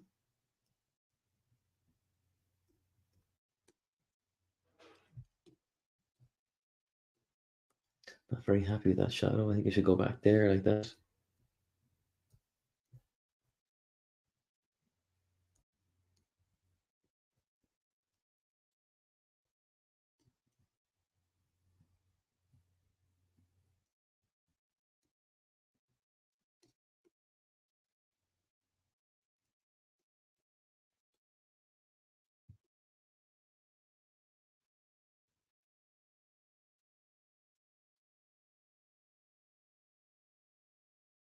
And this might sound really obvious, but the bigger I think you draw Mikey's chains on his nunchucks, I think the scarier they look. And well, they don't get much scarier and much darker than the last Ronin, so why not really go there? Again, watch your tangents, drawing chains. They're going to happen, and you'll need to just be very careful. But remember, it's an art form. You're not rendering reality. Not every little bit of detail needs to be put in there. Sometimes you just need enough to give people the idea. Your audience will fill in a lot of stuff for themselves if you let them. So you can cut corners by leaving out bits of information that they clearly are going to put in there themselves. Like you see a lot of comic book artists, when they're drawing men in like suits, they'll they might just draw a part of a tie and maybe a hint of a collar on a shirt. Sometimes when they draw chains, like I'm doing now, they might not draw every interlink. They might just kind of start drawing an outline at a point, which is what I might do now in a second.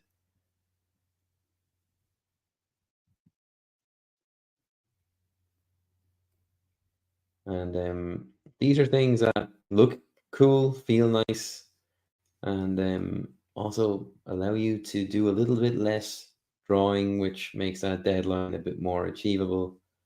But you do so without lowering the quality of your work.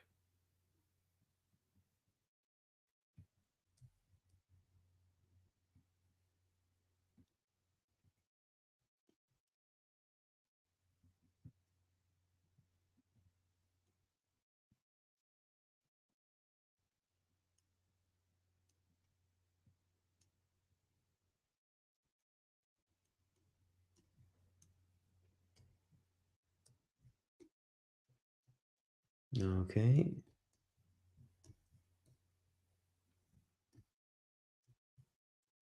There should be a little bit more shadow on this guy up here.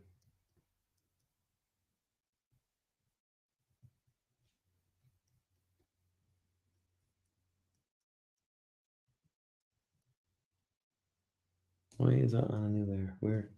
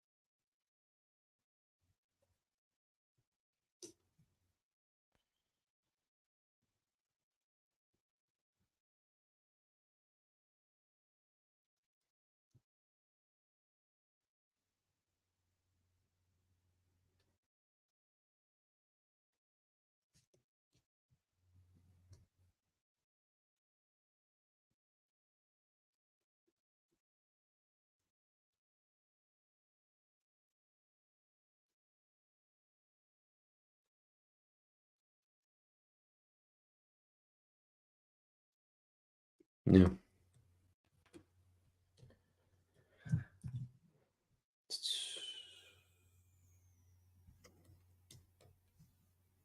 So I had lasers. I'm gonna move those lasers up a little bit. About there.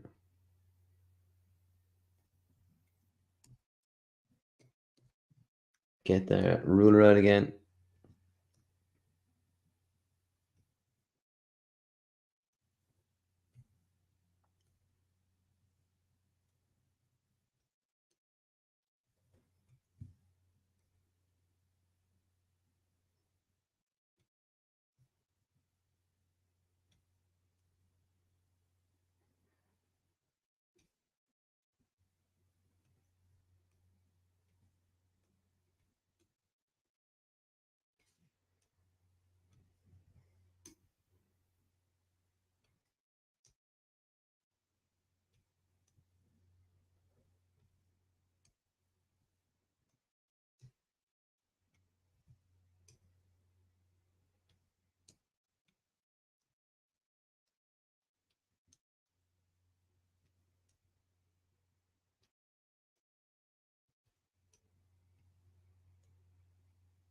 Nah, I don't like that angle. Keep going with what I have there.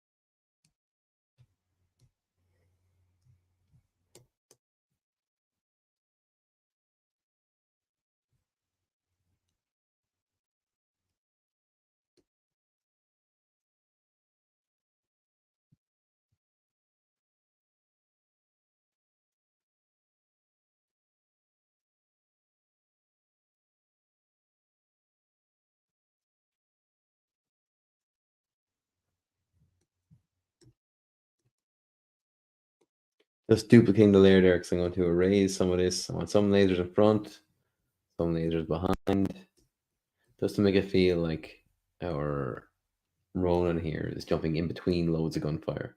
It just feels a bit more exciting.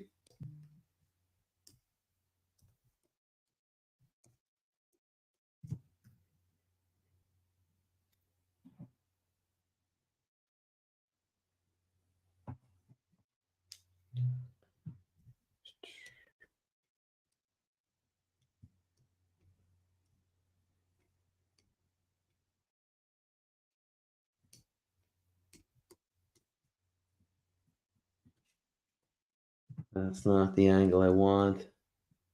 That's not it either. Let's try it again. There we go. Closer. Yeah, it's not even it either. Let's try that again. Maybe it just needs to be on that one side. Yeah, it feels better. Faster.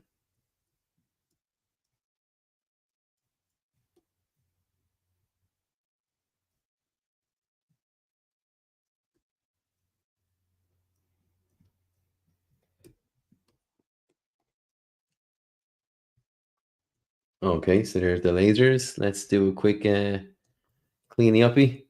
Cleany uppy. Um,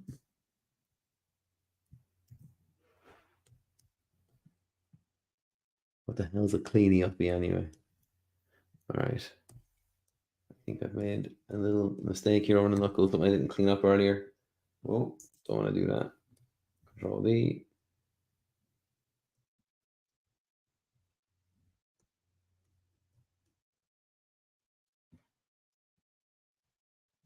That would have been one of those little things I would have noticed right after the stream, and it would have bothered me that I didn't catch it while I was on it. So hey, good for me. Okay, so last few bits. Thanks for staying with me, guys. We're going a little over tonight. Only a little bit. We're 6 minutes over. I'm going to open up another layer, and I am going to am I going to hang on, I'm going to keep them separate just for funds. And no, I have no reason to. No, what the hell is that? One layer. There we go. Get a ruler, and I'm going to duplicate my border here. I'm going to put that down the way. Turn that one off. Keep that one here, and I'm going to draw on this border layer for a minute. I'm going to do this real quick. This will be one of those things now where I might leave a couple of tangents in, but it will be something I'll fix later on if needed, or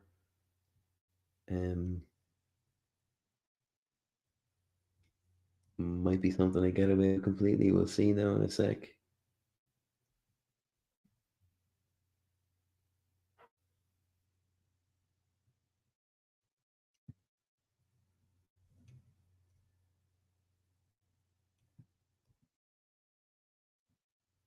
I'll do the big ones first, then I'll do some smalls. So I'm going to do some kind of quick speed lines here. So you kind of want a bit of variation in thick and thin lines.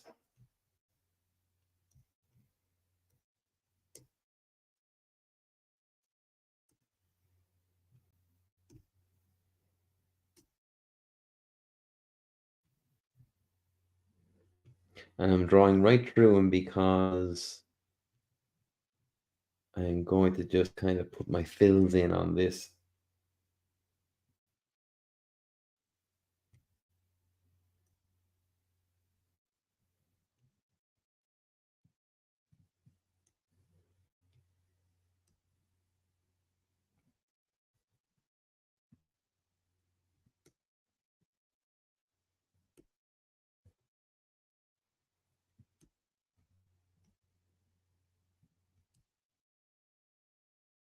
One thing I kind of miss, I think they miss a trick with the ruler where when you go to use it, unlike the perspective tool that has a lock, the ruler and the ellipse tool don't.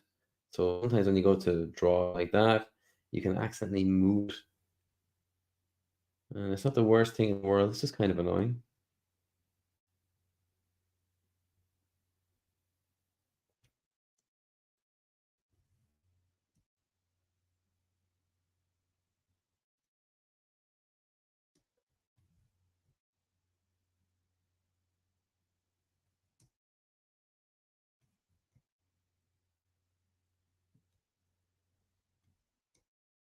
Okay. Don't have to watch over tangents in this bit here. We're in the clear. And if I'm using phrases, words, terminology like tangents, you don't know what they are, you'd like to know what they are, feel free to ask. There's no such thing as a stupid question here. I'm happy to fill in any blanks that there may be.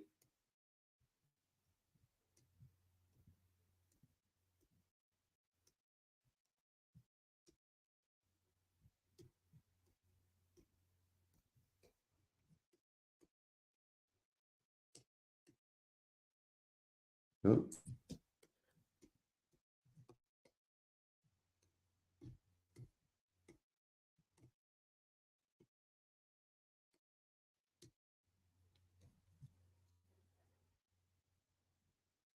Okay, so this is why we left our other border layer up here. Get our magic wand, turn that off, get back over here, turn this layer back on. File, invert selection, delete, Control D, okay? That just leaves us with those kind of speed lines that we wanted. And if I've closed the lines, we could do this quickly. I don't know if I've left the lines closed though. It looks like I have. Great. So we'll do a really quick go then of another invert selection. We'll go inside. We'll duplicate this in case I've made some mistake here in a second. It's bigger. Make that bigger. And we'll just see some of that. Not meant to go anywhere.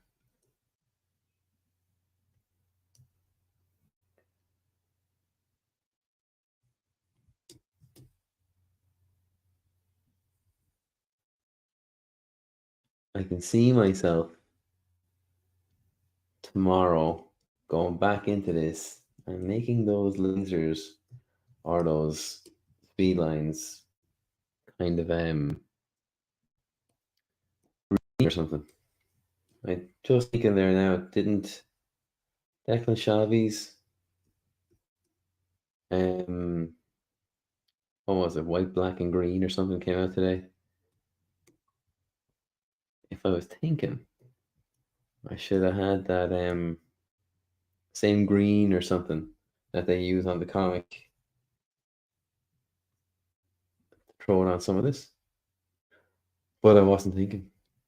I'll do it tomorrow.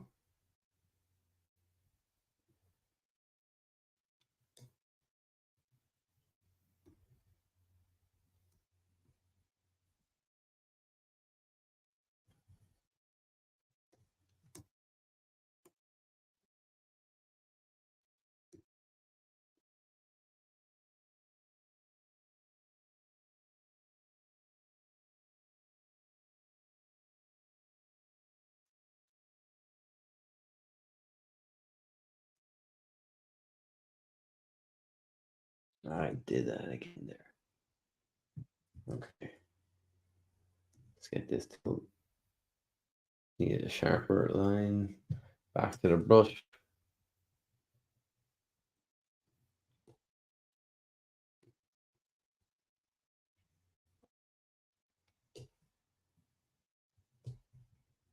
Back to this guy as well here, actually.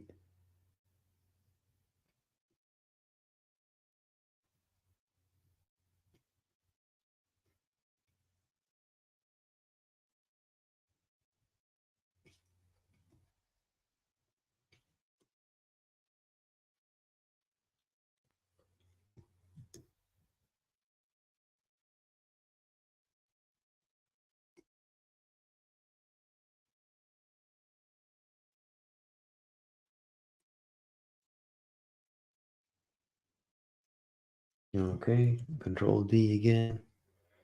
I'll get this guy out, and then we just go over those laser lines that don't have anything to stop them from it.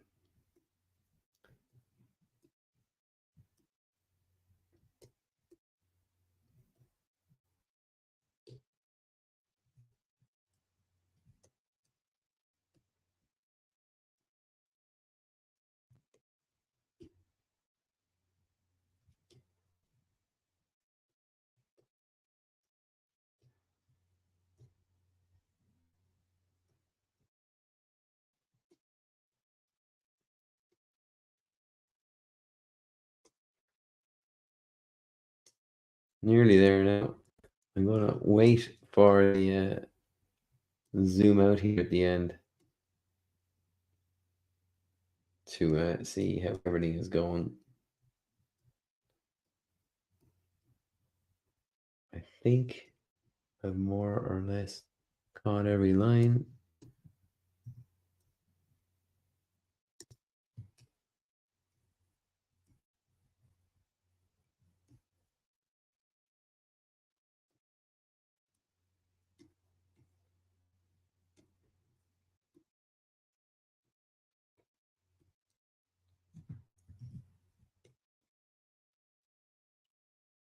And I noticed a little bit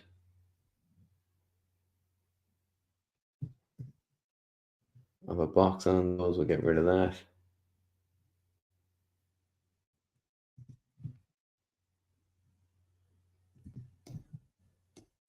And now we are left with our last Ronin. Actually, I always do a little speck of dirt when anyone's kind of moving high speed or jumping. It's always the same trick again, right? So two things kind of close together and one further away. It just kind of gives a bit of movement again to it. It's all about kind of creating that illusion of movement. But yeah, there we go. There's our last run. I'm quite happy that actually. Never drawn them before. Things like maybe that will bother me now. I finish the stream because it looks a bit flat. Looks a bit better already. But yeah, there we go. And if you haven't read it, check it out. It's a brilliant book. If you like the hoodie, check it out at the Bennessy store. There's more. There's a couple of designs up there that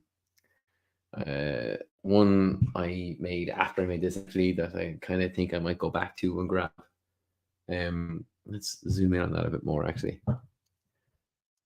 before we call it a night. It's a film I can't wait to see. To hear more about it, and I will have more next week. I think it'll be the odds next week. So you'll see some perspective for sure. I might just tackle a panel. I try tackle an interesting panel as opposed to look at a whole page. I don't want to give away any story. We'll have the odds on Tuesday again, 9 o'clock, same time, but on Tuesday. And myself and Dave, you can also get in touch on all the socials. It's the odds pods over there. It's Bennessy on pretty much everything for me and this kind of stuff. And if you like what you see, please follow, please like, share, tell your friends. I'm on pretty much all the socials. Find me on YouTube. Obviously, you might be watching me on YouTube right now. You can find me on Twitch. You'll find me on Twitter. You can see me on those right now as well. But you can also find me on TikTok and you can also find me on Instagram. Yeah, please let us know what you think. I hope you like this. I enjoyed drawing this. I'd like to draw him again. See you guys again next week. Bye.